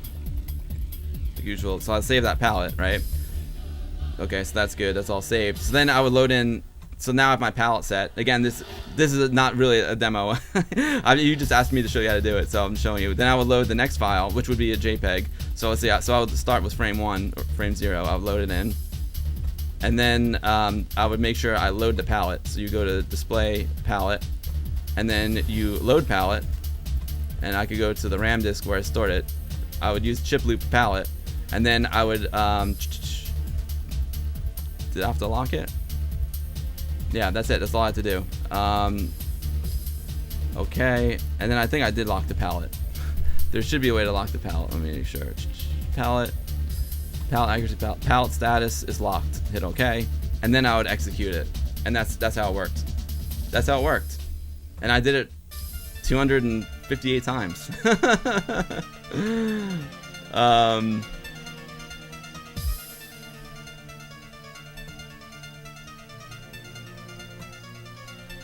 Oh, I did the camera for Obama. That was really cool. Yeah, that was a lot of fun, man. Hi, Van. What's up, Hi, Van? Great to see you. I'm just checking the chat. Sorry, I'm a little bit behind.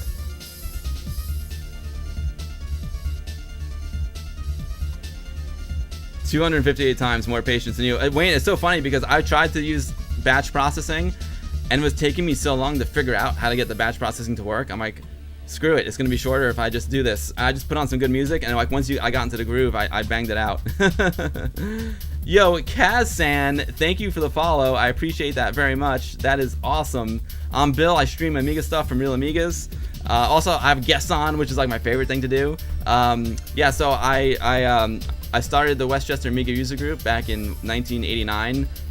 We still meet on the first Thursday of every month to this day. We got a meeting tonight. And then I also have a YouTube channel with my buddy Anthony called The Guru Meditation, and I'm over here on Twitch. So yeah, that's me. Thank you for the follow. Hardcore, right? Retro Spot. I hope that answered your question. I hope that worked for you. I wasn't really ready to do a demo, but that's how I did it. Load in the JPEG that you want to use the palette for, save the palette, and then load in all your frames and lock the palette. That's how you do it. Nice, Toa Folkman. I love it. I love it. All right, so that's it, man. That's Chip Loop. If anyone is interested in, yeah, 258 times, I did it. Like I said, you really should do it with batch processing, but I couldn't get the batch processing to work on AdPro, or I couldn't get it to work on ImageFX 2.0 either. And I have another PD program supposed to do it, but it wouldn't lock the palette, so I was like, you know what, I'm just gonna bang this out real quick. Having an Amiga user group running that long is insane. Such an achievement. Thank you, Riot Retro. I am kind of proud of that. It's not about me though. It's just about all the guys who just are willing to hang out every month. It's awesome. You know, we meet on the first Thursday of every month and never stopped, never will.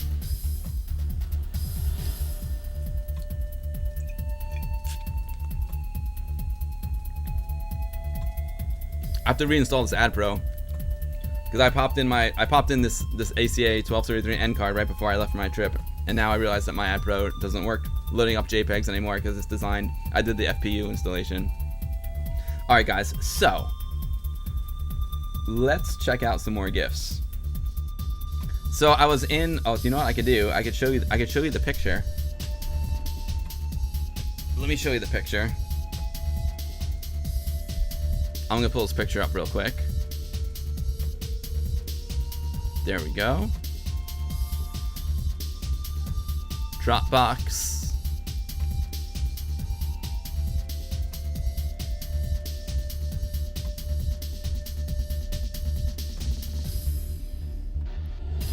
So I got some awesome gifts from my buddy Marvin Drogsma, who started the Amiga 30 show in Amsterdam. I think that was the first one.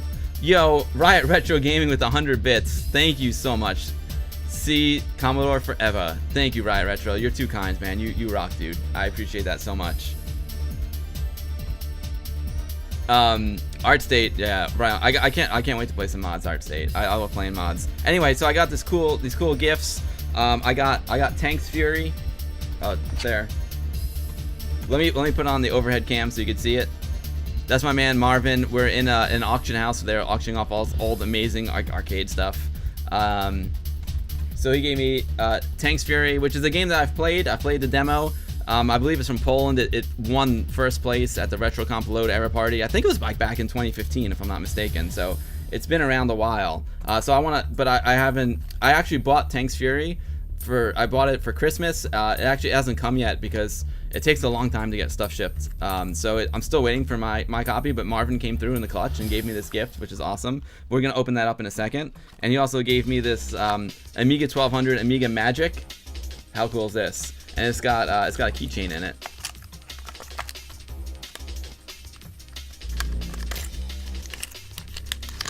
It's got an amazing keychain. It's got both Amiga keys on it. So it's got the solid Amiga key and the outlined Amiga key. Could this camera ever focus?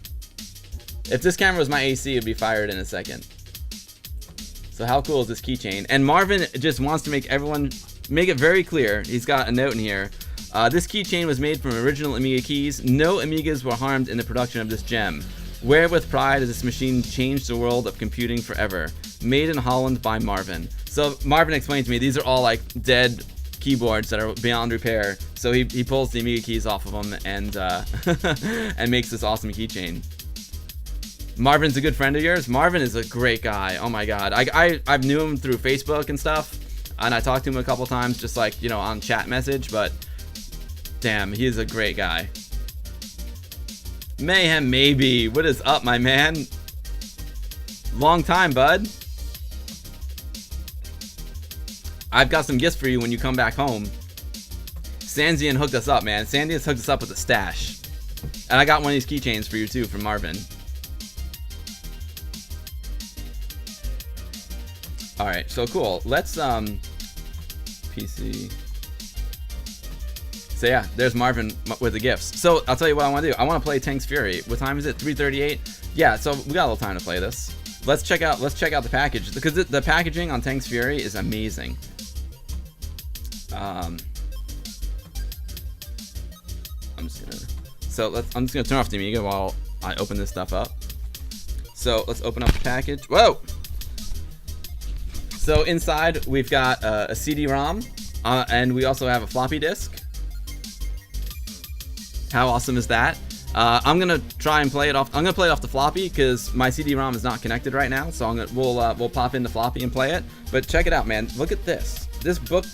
First of all, this booklet that was in there is really well made. Like I wish you could feel it. I wish you could feel it. But it feels great. It's like very well printed. It comes with a bunch of stickers on the inside. Look at this. They get an A+ for packaging, let me tell you. So much fun stuff in here. And it's got a real like manual. The manual is in Polish and English. Wow. There's a lot to this game. Thank you for purchasing Tank's Fury, a premium game for the Commodore Amiga Classic 68K.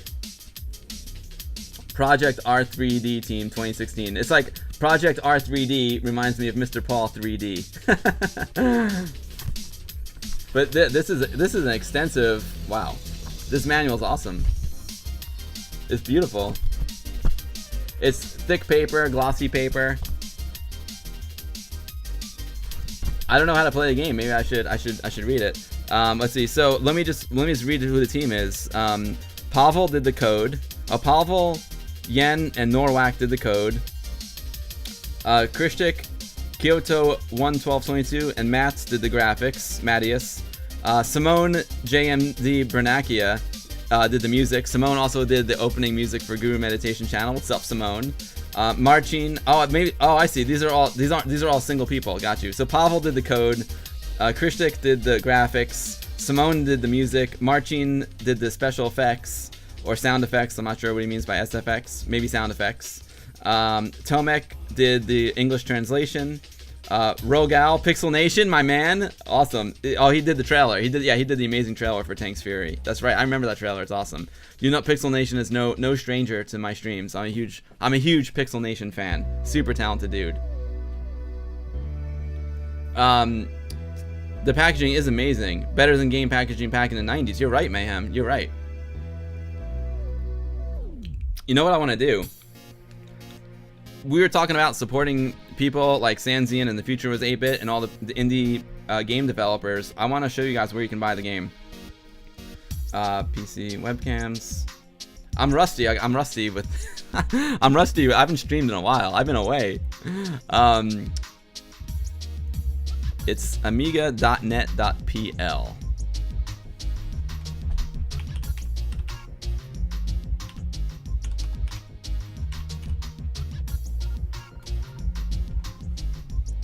So you can buy lots of cool stuff here on. I'm on the Polish site, but that's cool. It is in English as well. Maybe it's amiga.net.pl.com.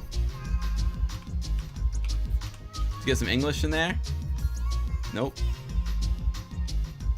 Well, anyway, oh, you just click on the English up here. There you go. Boom, done.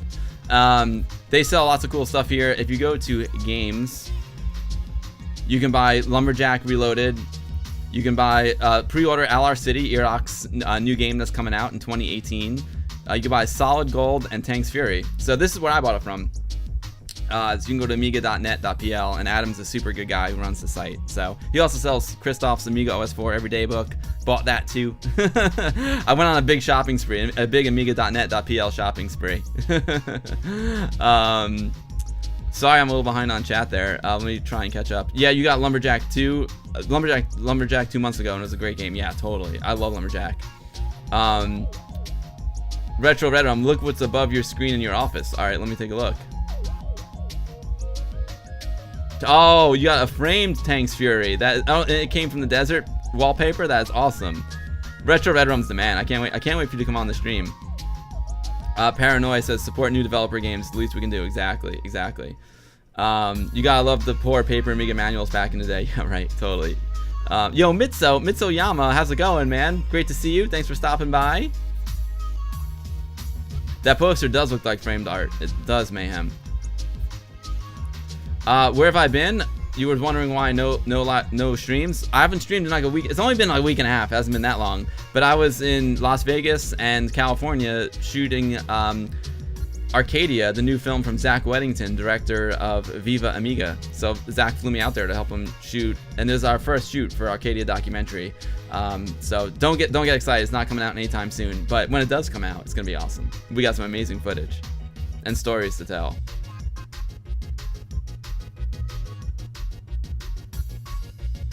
Yeah, ArtState says, nice to see that the future was 8-bit does such a good job with their products and takes it seriously. They take it very seriously. Their products are top notch. I know, like I said, I have friends who had the SD2IEC at the Vintage Computer Festival, and I was like, wow, it's awesome. Yeah, the shipping is always, it's true, the shipping is always the weak link, man. It's totally out of the control of the people who are shipping it too. Like, I ship stuff to Poland for my godson, and sometimes it takes like 2 weeks to get there, and sometimes it takes like 3 months. And I'm talking like a sweater. There's no rhyme or reason. And the same is like when they ship back to me. So it's completely out of their control. You just never know with the shipping. International shipping, like, it should be easier now, right? Like, the world is shrinking. We live in a much smaller world. Like, it should be easy. But for some reason, sometimes things get delayed. But let's not delay anymore. Let's play this game. All right, so I'm gonna try the floppy. My 1200 is off. I'm gonna pop out the SD card. I'm guessing I need to boot up in PAL mode. Now, I didn't read the directions, even though the directions are beautiful. I did not read the directions, so I don't know if I need to boot with the floppy in there, or if I just should boot to Workbench and then open the floppy. I'm gonna boot to Workbench.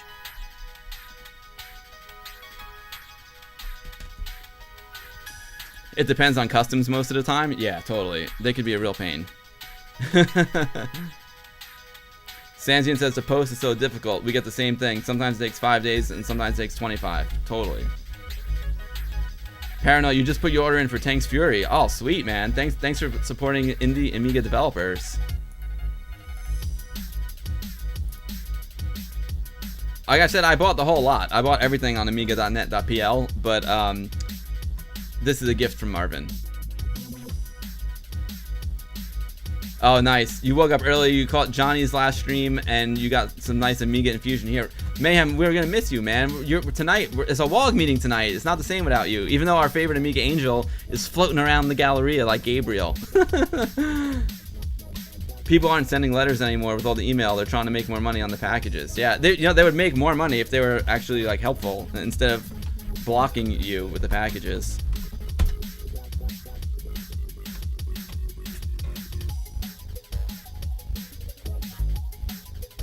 Because what I want to do, obviously, is copy Tank's Fury onto my hard drive. Oh, maybe I do have to boot with it. It looks like I do have to boot with it. It's got a startup directory. So we'll just boot up with Tank's Fury. We'll boot from floppy. I love it. You'll be imagining you're there at WOG tonight. It's gonna be a good one, Mayhem. It's gonna be a crazy meeting tonight. We got Lambda Calculus, our buddy Robert. He's got Amiga emulation running on his amazing what does he have? My mind's fading. On his he's got a portable gaming device that he's got Amiga emulation on. It looks awesome. Oh, his NVIDIA Shield. He's got it running on his NVIDIA Shield. He's gonna do that demo I'm gonna show a demo of Amibian and pass out some image files. I'm gonna show all the stuff I got from Future Was 8-Bit. Check it out. I got the SD2IEC. We had Tim on. You have to watch the replay, Anthony, so you can see the great interview with Tim. I got the Epix Fast Load Reloaded cartridge. So it's gonna be a great time tonight. Won't be the same without you though. Oh, you were at the Retro Computer Museum last weekend. You got to hold the CD1200. Sweet. Oh man. Oh, you filmed it. It's all on your channel. Oh, so is it Riot Retro Gaming on YouTube? I'll go check it out, my man, for sure. That is so cool. The cartridge. I know he sent me the blue one. It's a really nice cartridge. I love it. You know I like the colors. Our buddy Rob got this like Bluetooth speaker that was like a teal color, and I'm like, that color rocks. And he's like, I hate this color. I'm like, come on, it's beautiful. I'm a colorful guy. Oh, it's SX64 blue. Oh, right. Actually, I never had an SS64.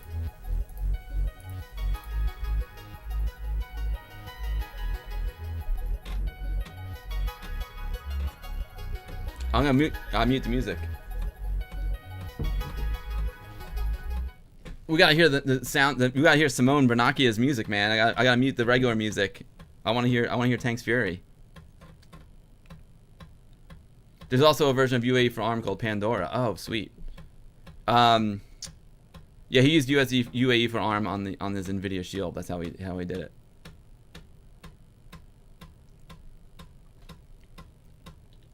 The SS64 is a really sweet machine.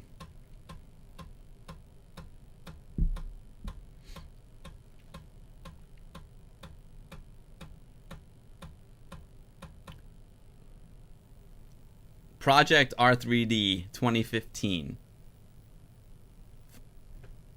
Oh, you know what? Sorry about that, guys.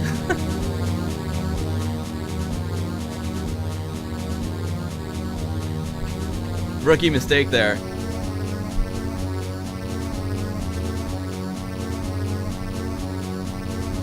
Oh, so I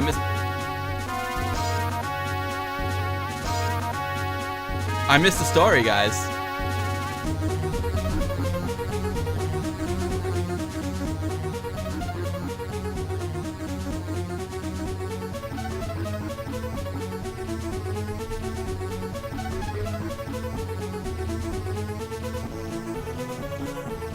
I missed the story. I missed it.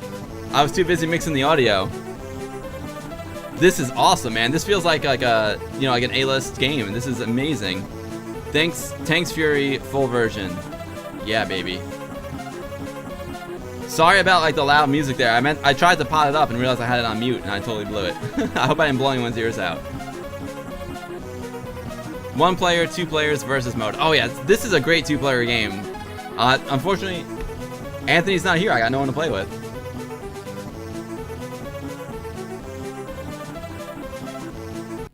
Faye, what's up, dude? Don't forget about Ami Party tomorrow. I didn't. I started the stream off with the Ami Party announcement from Mandy. I can play it again. I can play it again tomorrow, guys. Is Ami Party 22. They have two parties a year. They have the one in the summer, which I went to, and they have the one in the winter, which is Friday and Saturday. If you're anywhere near Helm, Poland, you gotta go. And if you're not near Helm, Poland, you should go anyway, because they're like the best group of guys ever. I love Ami Party. And on Monday, check the Guru Meditation on YouTube, because I'm gonna drop some videos from Ami Party. Yo, Marvin944, what's up, dude? Marvin, I'm playing the game. I just had your picture up on the screen a few minutes ago. What's up, brother? I love the gift, man. Thank you so much, Marvin. Pierre, this is Tank's Fury. I'll bring it tonight to the meeting. Use UAE for ARM instead of Amibian. Interesting. I'm digging my Amibian build so far, and I love UAE for ARM too. I want it all. I want it all. The future was 8-bit, has 4 SX64s, and one of them is a doorstop for a kitchen door. Oh no. Oh, you've been here. Right on, Marvin. Marvin, thanks for the gift, man. You rock, dude. And it's so awesome to meet you in person. You're like the nicest guy ever. It's just great to meet you. All right, Marvin, what I should have done was read the directions. I showed the beautiful manual. Okay, I'm the red tank. Those tanks are controlled by the computer. Yeah, good. Oh yeah, yeah, eat it. There's something going on down there in the bottom of the screen. I don't know if I'm supposed to protect that guy or kill that guy. I see some flags here. Yes. Should have read the directions. I'm just destroying tanks. It seems like the right thing to do. They keep spawning. Just when you thought you had them all beat. Oh. I got a little aggressive there. I got a little cocky, a little aggressive.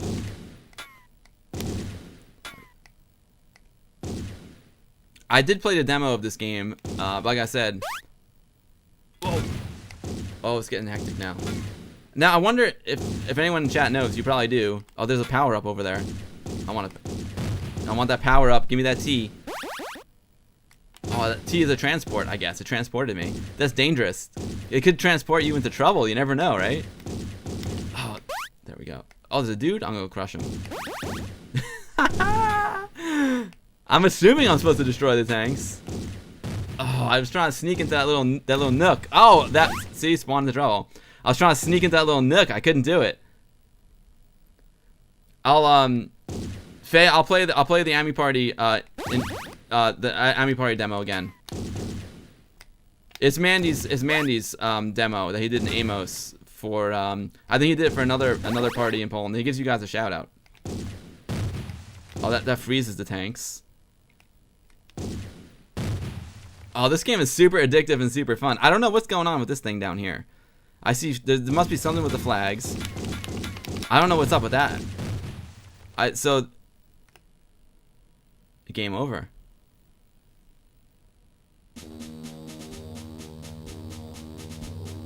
I'm gonna crush him. It's sort of Tank X. Like your father always told you, you should have read the manual. I should have.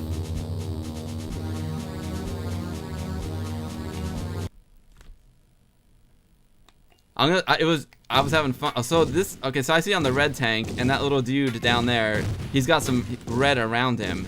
So I'm assuming he's on my team. The blue tanks, I'm guessing, are not on my team since they're shooting at me. That's pretty obvious. I could bust out the manual and check it. Oh, so you can shoot. Okay, cool. You can shoot the other bombs. Got it. That's some good defense when you're in a long range situation. Oh! Don't spawn on me. That's what you get for spawning on me. That's what you get. P, I don't know what the P does. So, now that I got a feel for the game, it's funny because like whenever I read manuals, I always just like to fire the game up first so I have a little bit of context. I like a little bit of context. So I know what oh, you can blast through the walls. I know like if I just read the manual blind, I'm like, I don't know, I've nothing to relate to. But now that we've played the game a little bit, we can bust out the manual and see like what we're supposed to do here. I guess I can do a transport. It transported me right into trouble. Right into trouble. I'm gonna stay away from the transport power up. I like to plan my moves. It's like didn't they have that? Oh, I gotta take these guys out. Now they seem just to be shooting stuff. I thought they would maybe be attacking that little dude down there in the bottom center. Maybe I'm supposed to protect the dude.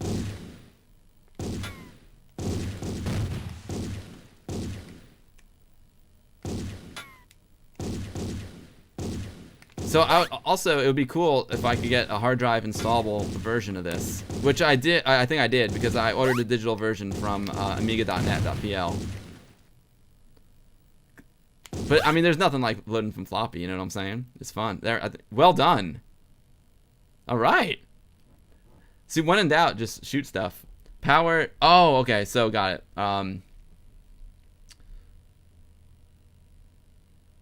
It looks like Battle City from the Game Boy Famicom. Oh, I never played that one, Kazan.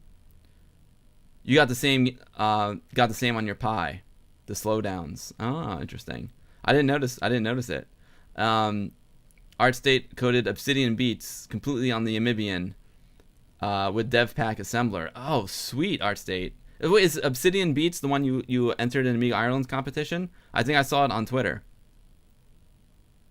Is this running on standard Amiga spec, 1 megabyte, 68,000? No, Sanzian. This is An 030 clocked at 40 megahertz, but I believe it will work. No, it will work. I think you need an 020 to run it. Let's see. I'm pretty sure you need an 020. I think I did read that somewhere. Okay, here we go. So, Tanks Fury is a 1 to 4 player computer game. It works with classic Amiga models equipped with an 020 processor, 1 megabyte chip RAM, and a half a megabyte extra memory required. Okay, so you need one meg chip. You need some fast RAM there. In case of any problems, please boot computer without the startup sequence. So there you go. While we're at it, we can read a little manual. Oh, Marvin says P powers to break the walls. Got it. Riot Retro, that's a really good question. Does it support TCP IP play? I'm not sure. T is to teleport. Got it.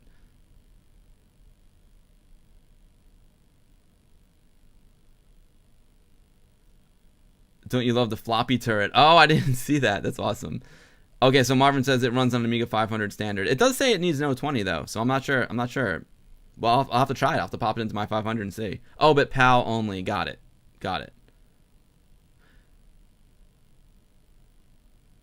You tested on A500 after and noticed a copper issue for ECS hardware, made an AGA fix too. Oh, okay. Artsy, I think you're talking about your thing, not this. Okay, so let's see if it tells me that. Okay, so starting the game, you can skip the introduction by pressing any of the fire buttons on the joystick. This will take you straight to the selection menu. Player mode.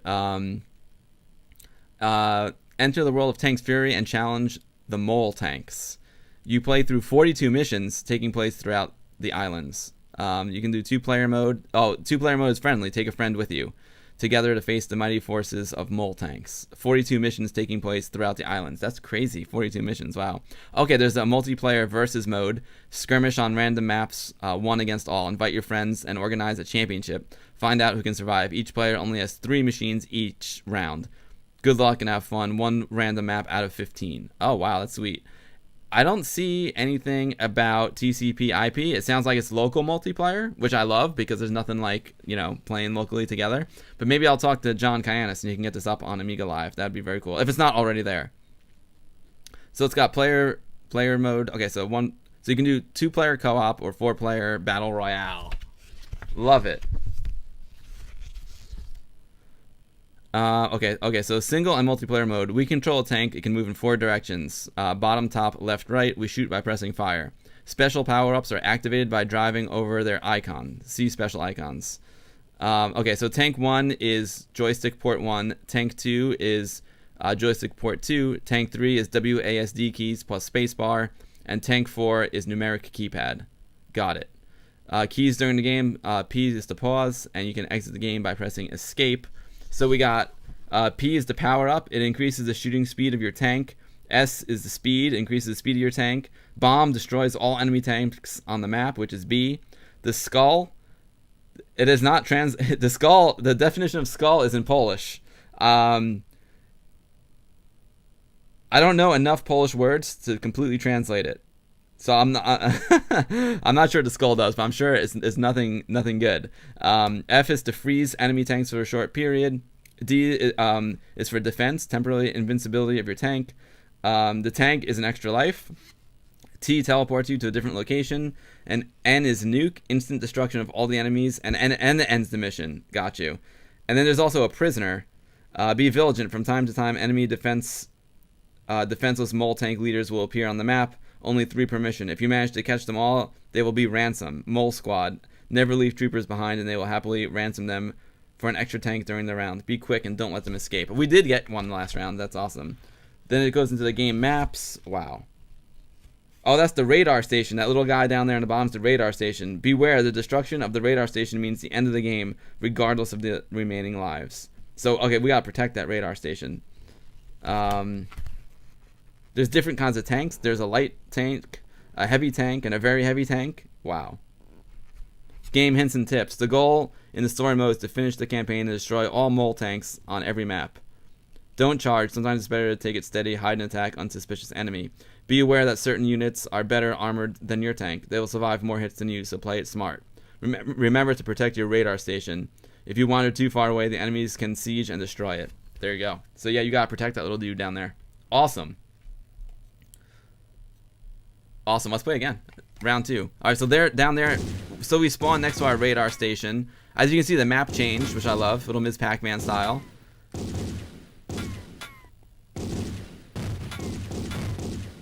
Whoa, it is like way faster and way harder now. Come on, come down here, come down here. Come on, come on. There's definitely like inertia involved too. It takes a little bit time for your tank to slow down. Oh yeah, got him, nailed him. I can only imagine like this game must be like uber fun to play like multiplayer. Come on. Gotcha. Oh, he got me too. I didn't know he was gonna be able to turn that fast. I shot him from behind like a real man. Oh, that, see, he took a hit. I shot him from behind like a real man. Oh, I was gonna get the dude. I couldn't get the dude. Oh god. Alright, let's go. Oh, the dude's still there. Got him. Oh, he just I was not. Whew! I wasn't expecting him. Was not expecting him to blast through the wall like that. My limiter kicked in there.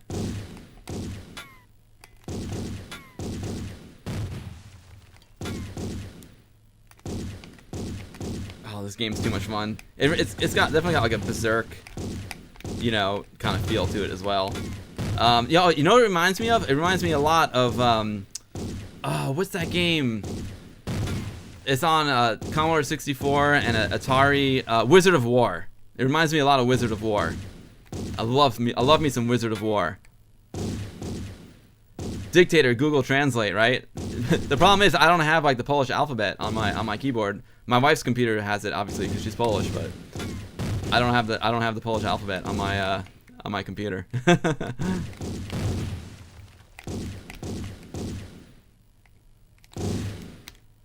I probably have enough to get the job done. But I'm sure it's a skull. Do you really need a translator for the skull? You know what I'm saying? The skull and crossbones. I think the image says 1,000 words, regardless of the language. There's no language barrier. It's skull and crossbones. Now I wonder if there's a time limit. Oh, missed him. Oh. Oh wait, no. I think he took a hit. I think he took a hit there. I like timing it out. I like anticipating where they're gonna be and blasting them.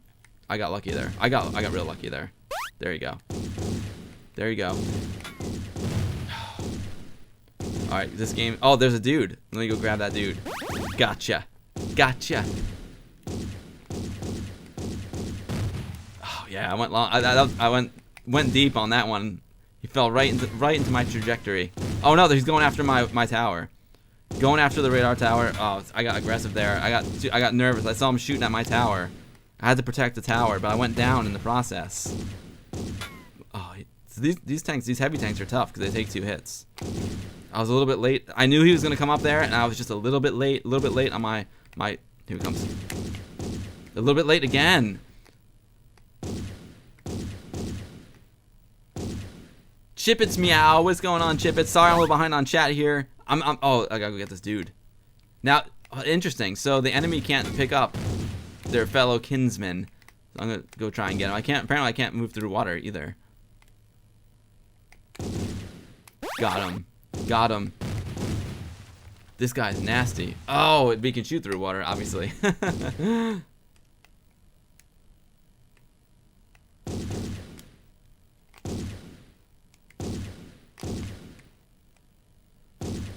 I didn't see what the green flags are. I need to read that in the manual. Boom.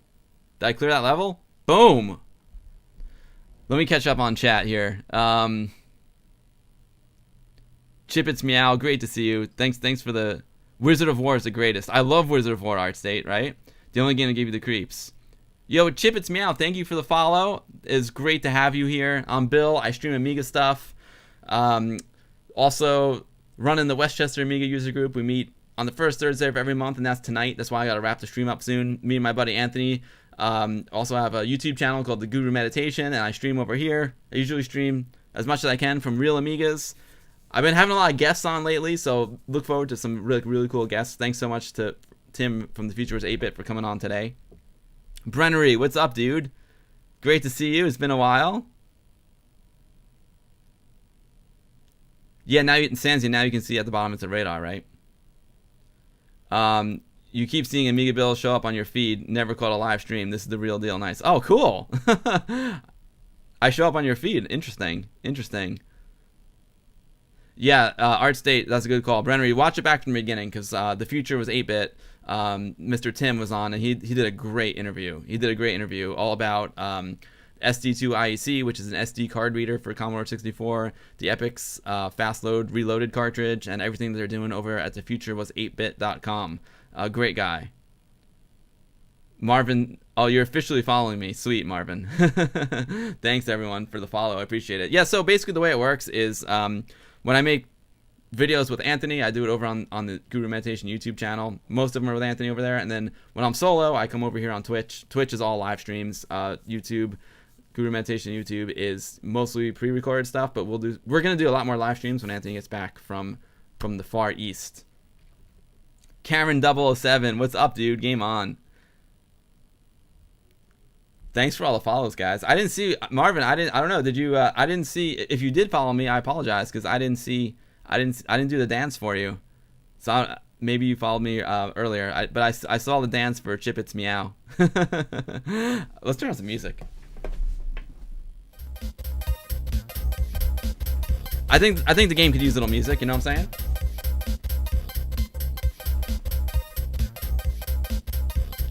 Man, you haven't even seen one Amiga there in the Far East? You gotta make that happen. I hope you got your emulator with you, Mayhem. Oh, you saw it? And I missed it. I have to learn how to... It's tricky. Streaming is tricky because there's like so much happening at one time. You're trying to talk to people, trying to read the chat, trying to concentrate on what's going on the game. I'm still learning. I've been doing it for almost a year now.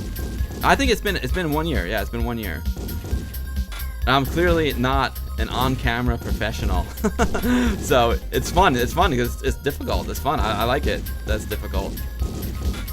I like to, challenge myself and learn new things.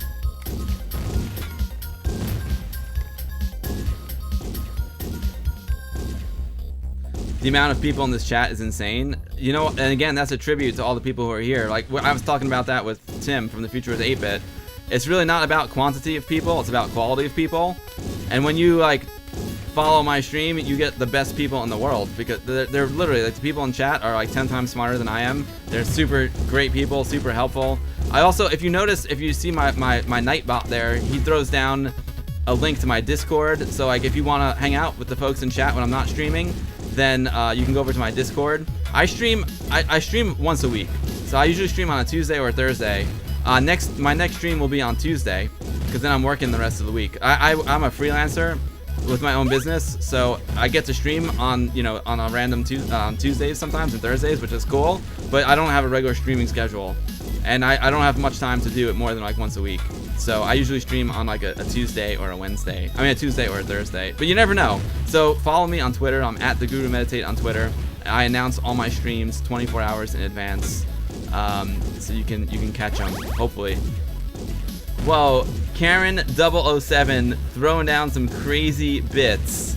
Thank you so much for the bits. Like I said, so last year was my first year streaming, and sometime in, June or July, I got to be a Twitch affiliate. So I started making money, but I said, you know what, I don't do this for money, I just do it to hang out with my friends. So, hold on. So I made $100 bucks. I'm gonna donate it to St. Jude Hospital.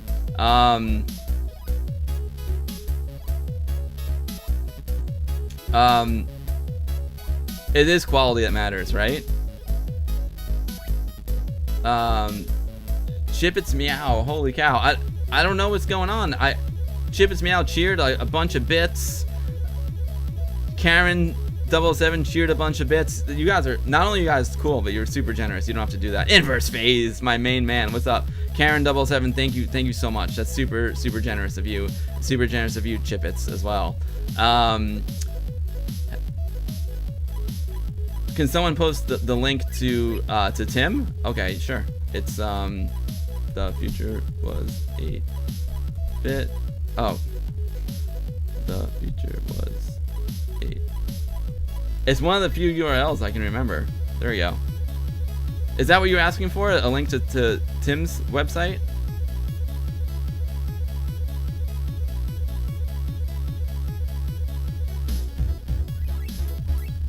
Toa says I'm not smarter than you.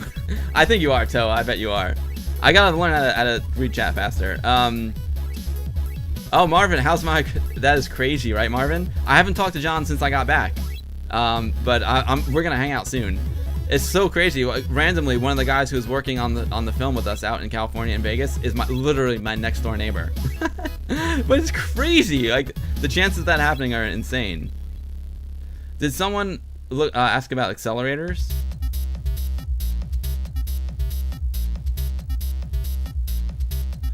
Oh, Inverse Phase. Now you can go all the way from tracker to speaker with the soundboard. It's time to celebrate. Right on, Inverse Phase. Inverse, I need to have you on as a guest too, so we can talk about your museum.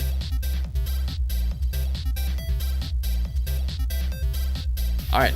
Oh, you know what happened? I exited the game because of the music, and now we're back to here. 4:13. I'm gonna wrap the stream up soon. I want to play one more round though, because that was super fun.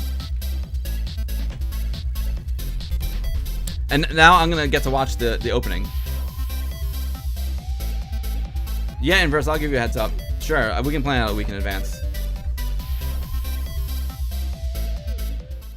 Alright, let's boot it up again. And this time I'm going to get to watch the intro. I missed the intro last time because I was mussing with the audio levels. I think they're pretty well set right now.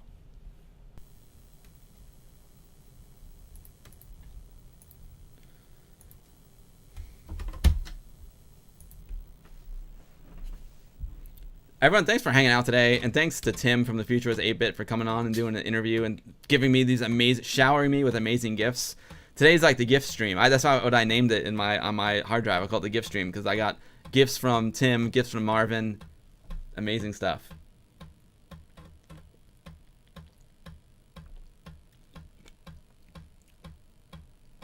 Oh yeah, throw down your YouTube channel for sure, Sansian.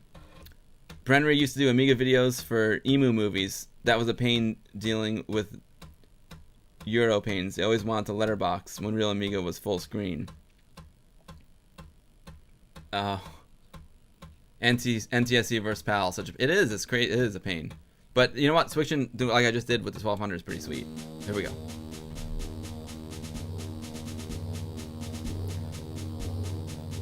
Peace and order for many years.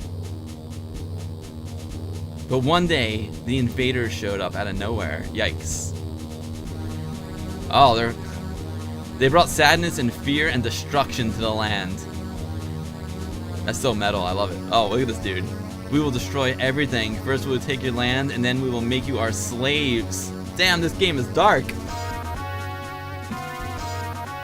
Despite the difficult situation, help would come along quickly. Oh, I'm a bear. That's awesome. Captain James Mackhound and Lieutenant... Oh, so you're a dog and a wolf. Nice.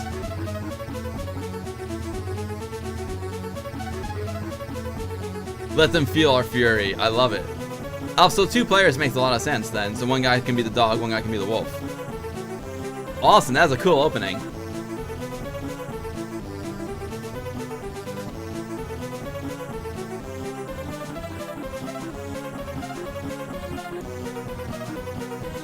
I've got to stop drinking cough medicine on camera. That's hilarious.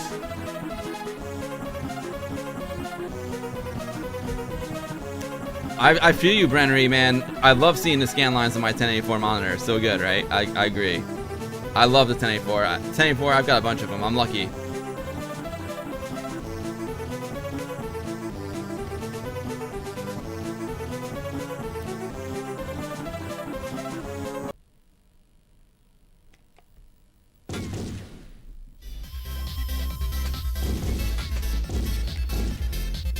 This game's very addictive, guys. I love it.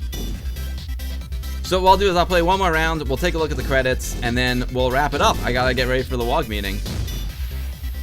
Westchester Amiga User Group meeting tonight, 7 p.m. Galleria Mall, White Plains, New York. It's gonna be a good one.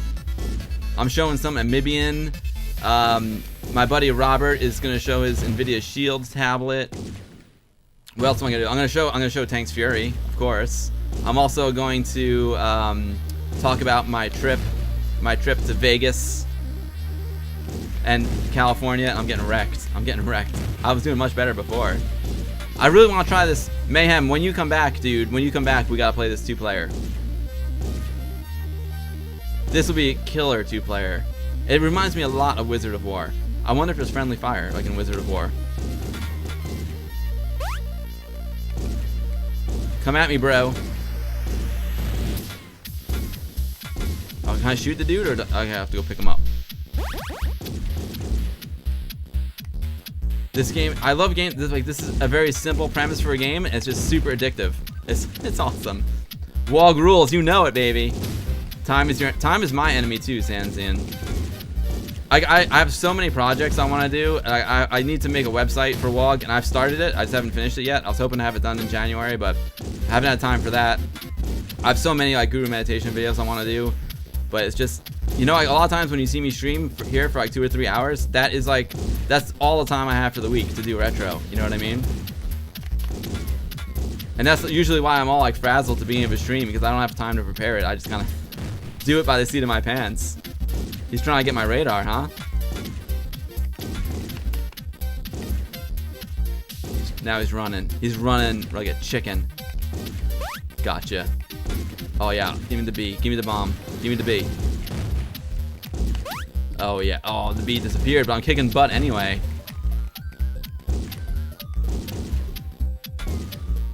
He's going after. Oh wow. This guy's going after my radar. He's very angry, but I got him.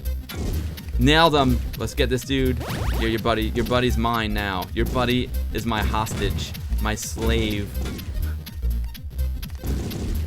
Here we go. Here we go. Got him. I got lucky there. I got really lucky. Got him. So it looks like you can only have one bullet launched on the screen at one time. So you have to choose when you shoot wisely.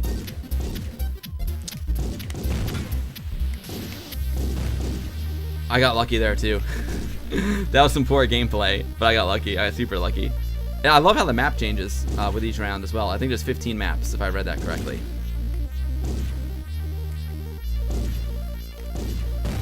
Mayhem says,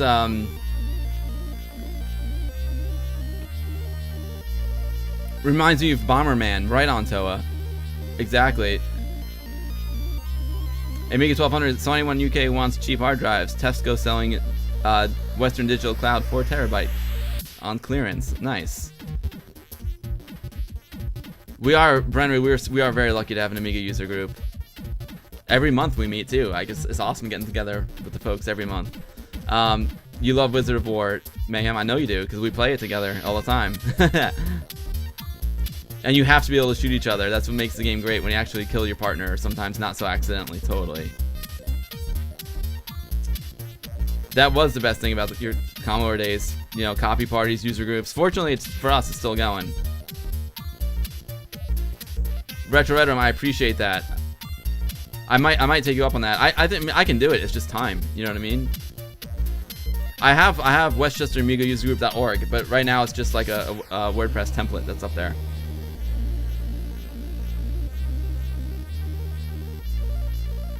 If you need any help, let's make WOG international. Oh yeah, I love it. Do I know the Commodore 64 guy who did Matt Chat interviews with all the 64 developers? I don't. But it sounds like I need to. You see this and you think Arcadetron tanks, totally. Oh, WOG International becomes World Amiga User Group. That's genius. I love that. There's a decade-old YouTube channel trying to rebuild. Maybe he could join your squad. He's been trying to put together a podcast last 4 months. He's from Steve Benway days. Oh, yeah, dude, tell him to contact me. Sure, I'll help out any way I can. That sounds awesome. Karen 77's pretty proud of his CRT collection. You enjoy working on them with your arcade games. Keep it real. I like the LCD for its simplicity, but there's nothing like the CRT, man. It's so much better playing Amiga and Commodore 64 on a real CRT. They're trying to interview Amiga game developers. Oh, cool. I do, Brennery, I do have a YouTube channel to contact. Here we go. That's the YouTube channel right there, Brennery. The Guru Meditation. Me and Mayhem Maybe, my buddy Anthony, we do that YouTube channel together.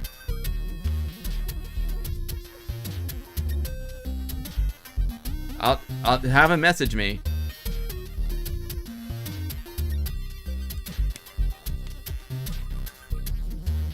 One of the first YouTubers after Angry Video Game Nerd started. Oh, sweet. You know, my friend Adam Spring, Remotely Interested Podcast, just did an amazing interview with Angry Video Game Nerd. A really amazing interview.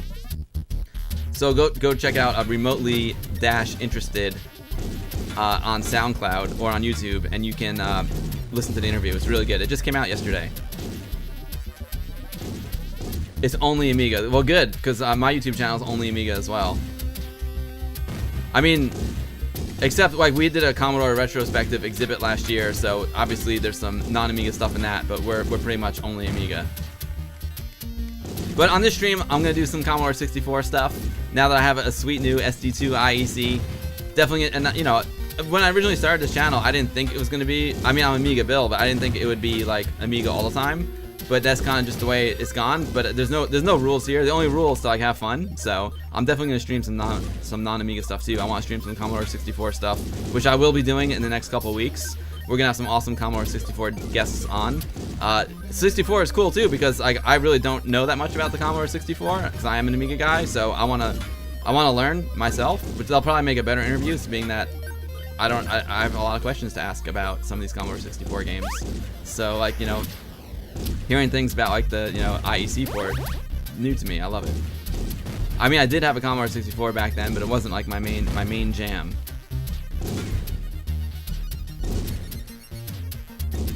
Mr. Paul 3D did the title page for it. For what, their channel? Awesome. Steve Benway covers some of our stuff in his videos. Oh, cool. I don't know him at all. So it sounds like someone I need to meet. So there'll be a new Guru Meditation video launching on Monday, guys. So make sure you go to the youtube.com/thegurumeditation. It's in honor of Ami Party 22, which is happening tomorrow and Saturday in Helm, Poland. Oh, the bomb is awesome. I just wiped out all the tanks.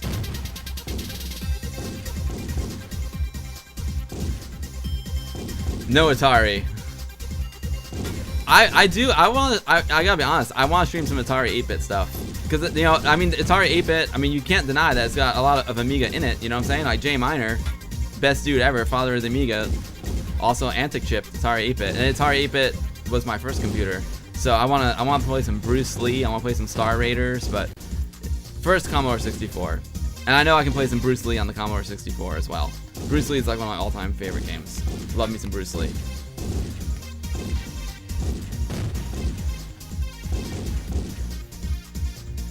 Atari 8-bit is so cool. It is, man. I love it. And I think the real rivalry was more Atari ST Amiga. I mean, I know obviously that was the rivalry, but it's hard to hate on Atari 8-bit when the father of the Amiga was also involved with it. You know what I mean? Like, why? It's hard to hate on anything though. Like, what the heck? I would love to learn more about the ST too. Why not? All retro is good. And like, it's so weird because like the whole ST Amiga thing, it never really. Anthony, like, did you feel it back in the day? Because like back then it was like we had our Amiga user group. We would go to like the local Commodore store and like it was all peace and love. I never really thought about the ST just because I was an Amiga guy, but I never had any like animosity towards the ST. I was just like, whatever. Some people have the ST, that's cool. I have the Amiga.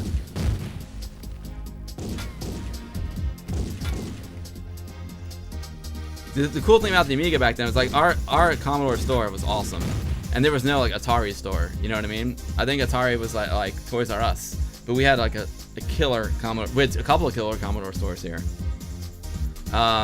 You have Bruce Lee on tape. Oh, nice.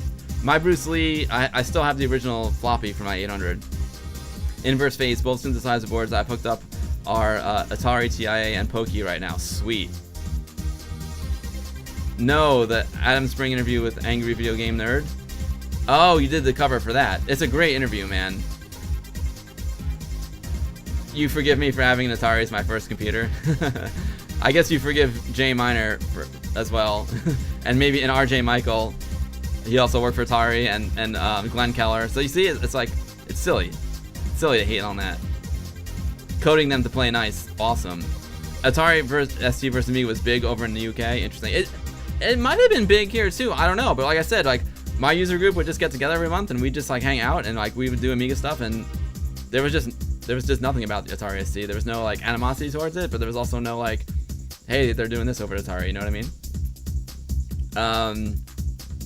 Yeah, mate. Yeah, right. You never felt it back in the day either, right? You really didn't know anyone with the ST. Exactly. Like we had our Commodore group, but I didn't know anyone who owned an Atari ST back then. Not one person. I knew a lot of Commodore 64 guys, a lot of Amiga guys. I didn't know anyone with the ST. I don't even know like where you would buy it. Maybe Toys R Us. I don't know. There were no like Atari stores, you know. Karen played a lot of Bruce Lee back in the day. Never got old. Nice, nice. Roar says I need to try Bruce Lee too. You were completely hooked. I've been playing some C64 games in the last couple of days. Nice. Retrodome says if you want to stream the ST, you need a SCART cable for it. The composite is awful. I'm not gonna stream the ST anytime soon because I don't have an ST. But I do have the Atari 8-bit. If you had Amiga, your friends all had Amiga. Rare anyone had any money to have both. True. Kazrin, remember considering the ST? It's weird. I just never considered it. It's also weird that I never considered it because I had Atari. I started with Atari 800. I just went from 800 to 64 to Amiga. Sanzian, in your shop used to have a big Amiga and Atari ST section. Ah, interesting. See, like I felt like it was more like Mac versus Amiga, Apple versus Amiga back then in our circle. Sega versus Nintendo, Sinclair versus 64, yeah, totally. Marvin throwing down a link. I'm not sure what the link is. Only time people stopped fighting was to gang up on the Amstrad CPC owner. See, I'm not aware of all that fighting because we didn't have Amstrad here. We didn't have like the ZX Spectrum. We didn't have Amstrad. We didn't have any of that stuff. If you had Amiga, you didn't really follow ST. You bought Amiga mags. You went to Amiga user groups. Exactly, Mayhem. Atari people bought Atari mags and went to their user groups. Maybe. I'm sure they did. Brennery, wow, AmigaBill, just saw your YouTube channel. That's the content I've been looking for. Sweet, Brennery. Enjoy it, dude. Like I said, I wish I had more time. Like I wish we could make more videos, but the whole point of that channel is just an excuse for me and my buddy Anthony to hang out. That's why we made the channel. Like, hey, so let's just get together and make some stuff. So we put out about a video a month. Anthony is the Commodore brains and I'm the video brains. So together we make a good team. So yeah, I definitely try and put out at least one video a month minimum. So in order to be popular, you're supposed to put out like multiple videos a week, but that ain't gonna happen. I got a job, you know what I'm saying? So yeah, Anthony and I really love, like, we both have like really nice collections, so we like to bust out the old hardware and demo the old hardware because I feel like that's a good way to get it to like live on. If there's like a YouTube video demonstrating the old hardware, that's a really good way to hopefully have it live into the future. So that's our favorite thing to do. Like, of course, stuff like showing how to install emulators and stuff, that's cool too, and a lot of people are very interested in that, but like our real passion is to like bust out the old hardware and use it. ST was big in France. Yeah, it's just a bit of fun banter nowadays. Yeah, I agree. Apple sucks. The Guru meditation rules. Yeah, you know it. It's just, yeah, the Atari Commodore Raspberry is not about hating them. It's just fun banter. Exactly. One of our best friends, Pete Fletcher, and Bill Lang, the two of our best friends, they're both Atari ST guys, and they're the best dudes ever. Love those guys. That's actually why I want to learn more about Atari ST as well, just so I can learn from those guys. Atari was fourth in North American Computer War of 1990 or whatever.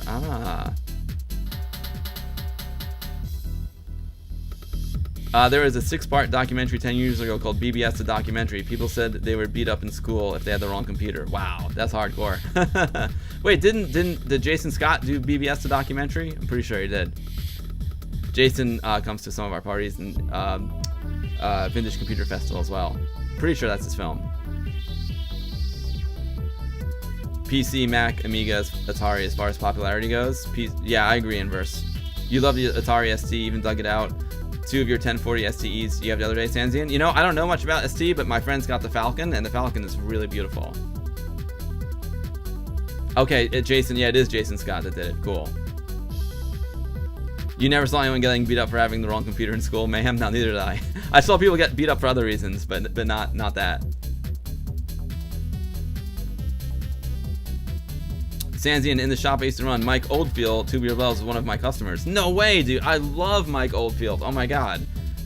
Tubular Bells is like one of the greatest albums of all time. And of course I think of The Exorcist when I hear it, you know? Oh, even Mayhem has got an ST and Atari Android XL teleprompter system now. Oh, sweet. Burn the Atari, Amiga, right on. If you want to throw down Amiga in the chat. My bot will yell Amiga back at you. There you go. New wave electronic to find your childhood because of C64 Amiga mods. Yeah, totally.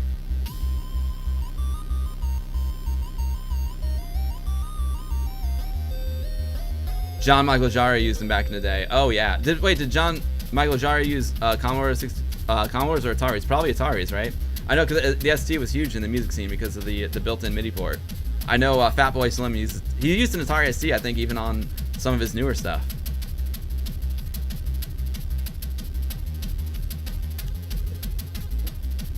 Getting beat up. Armageddon's Witness. What's up, dude? Getting beat up for having the wrong PC. First world problems, right? Alright, guys. Well, you know what? I clicked on the wrong thing. Sorry. I gotta run, unfortunately. I'm having a blast hanging out with y'all, but I gotta run. I got Westchester Amiga User Group meeting in a couple hours, and I still have a few things to prepare for that. So, yeah, unfortunately that's about it for today. Let me see if anyone is streaming, if we're gonna raid anybody. But I just want to thank everyone for hanging out today. It was just like super awesome. Huge thanks to Tim from the future was 8-bit for coming on the show. It was great to have Tim. Always a pleasure, Tim. I'm so happy I met you. And thank you for the amazing gifts. Let me see if I go to Twitch. Let's see. Are any of my friends streaming? Thanks, Mayhem. We will have fun at WOG for sure. Please repost your YouTube channel. No problem. Whenever you want to know the link to the YouTube channel, just do !guru. It's youtube.com/thegurumeditation. If you guys want to keep up with me on when I'm not streaming, you can join that Discord server as well if you have Discord. I'm also on Twitter @thegurumeditate. Sanzian, it was excellent to come on the stream live. It was excellent to have you, and that won't be the last time you're on, I promise. You did great. Karen77, awesome. Thanks for the hearts. You rock. I love you too. Sanzian, it was an awesome stream. Thanks to you. It was, Eagle Beakster, thank you for all the support too, man. Like, Eagle Beakster is like retweeting my tweets like seconds after I tweeted. He's the man. I love Eagle Beakster. Yeah, there's more retro channel streaming. Let's see who we're gonna raid.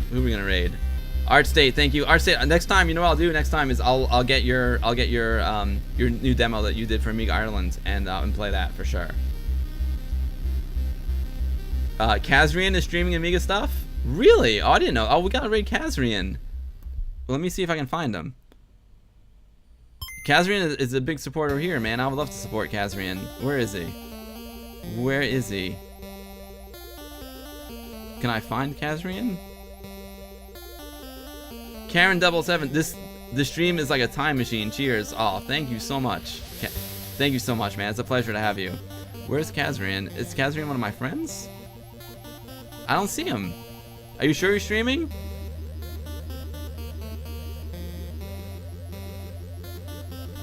Where is Kazrian?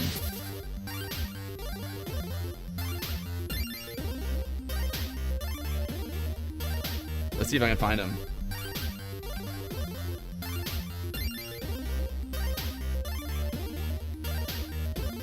You are Kasreyn.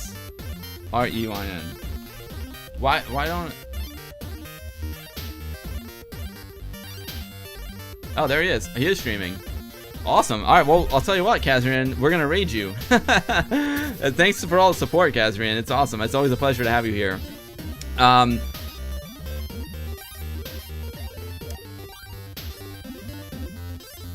It's a 1.3 hat. I think it's just because it's reversed, because I flipped it so it might look like a 4. It's a Kickstart 1.3 hat. Art State, thank you, my man. It's always a pleasure. Raid. Repost, please, for a clickable link.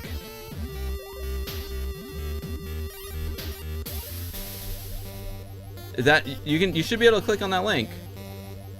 You should be able to click right on that link. Air Jury, my man. We'll have fun at WOG. If you can't click on the link for some reason, just go to youtube.com/thegurumeditation. TheGurumeditation. The Guru Meditation. youtube.com/thegurumeditation. Alright guys, well everyone, thank you so much for hanging out today. A huge thanks to Tim from the future was 8-bit for his amazing gifts. Huge thanks to Marvin for his amazing gifts of the keychains and Tanks Fury. I love the game. Thank you so much, Marvin. There you are. There you are. Thanks to everyone for hanging out today. It was just a pleasure. That's why I do these streams, to hang out with my friends, and you guys are like the best friends ever. So thank you all so much. I'm gonna sign off here, and we're gonna raid Kazrian. All right, Kazrian, I'm not gonna be able to hang out though, because I do need to go. I need to get ready for the meeting. But I'll check you out for a minute. All right, guys. Thanks everyone. So 2 Lords of Business really quick. Monday, a new Guru Meditation video, youtube.com/thegurumeditation. And Tuesday, I'll be right back here on Twitch doing another stream. It's gonna be a good one. So I'll see you guys next Tuesday or next Monday if you comment on the YouTube video. Awesome, guys. Thanks everyone for watching today. Awesome times. Awesome.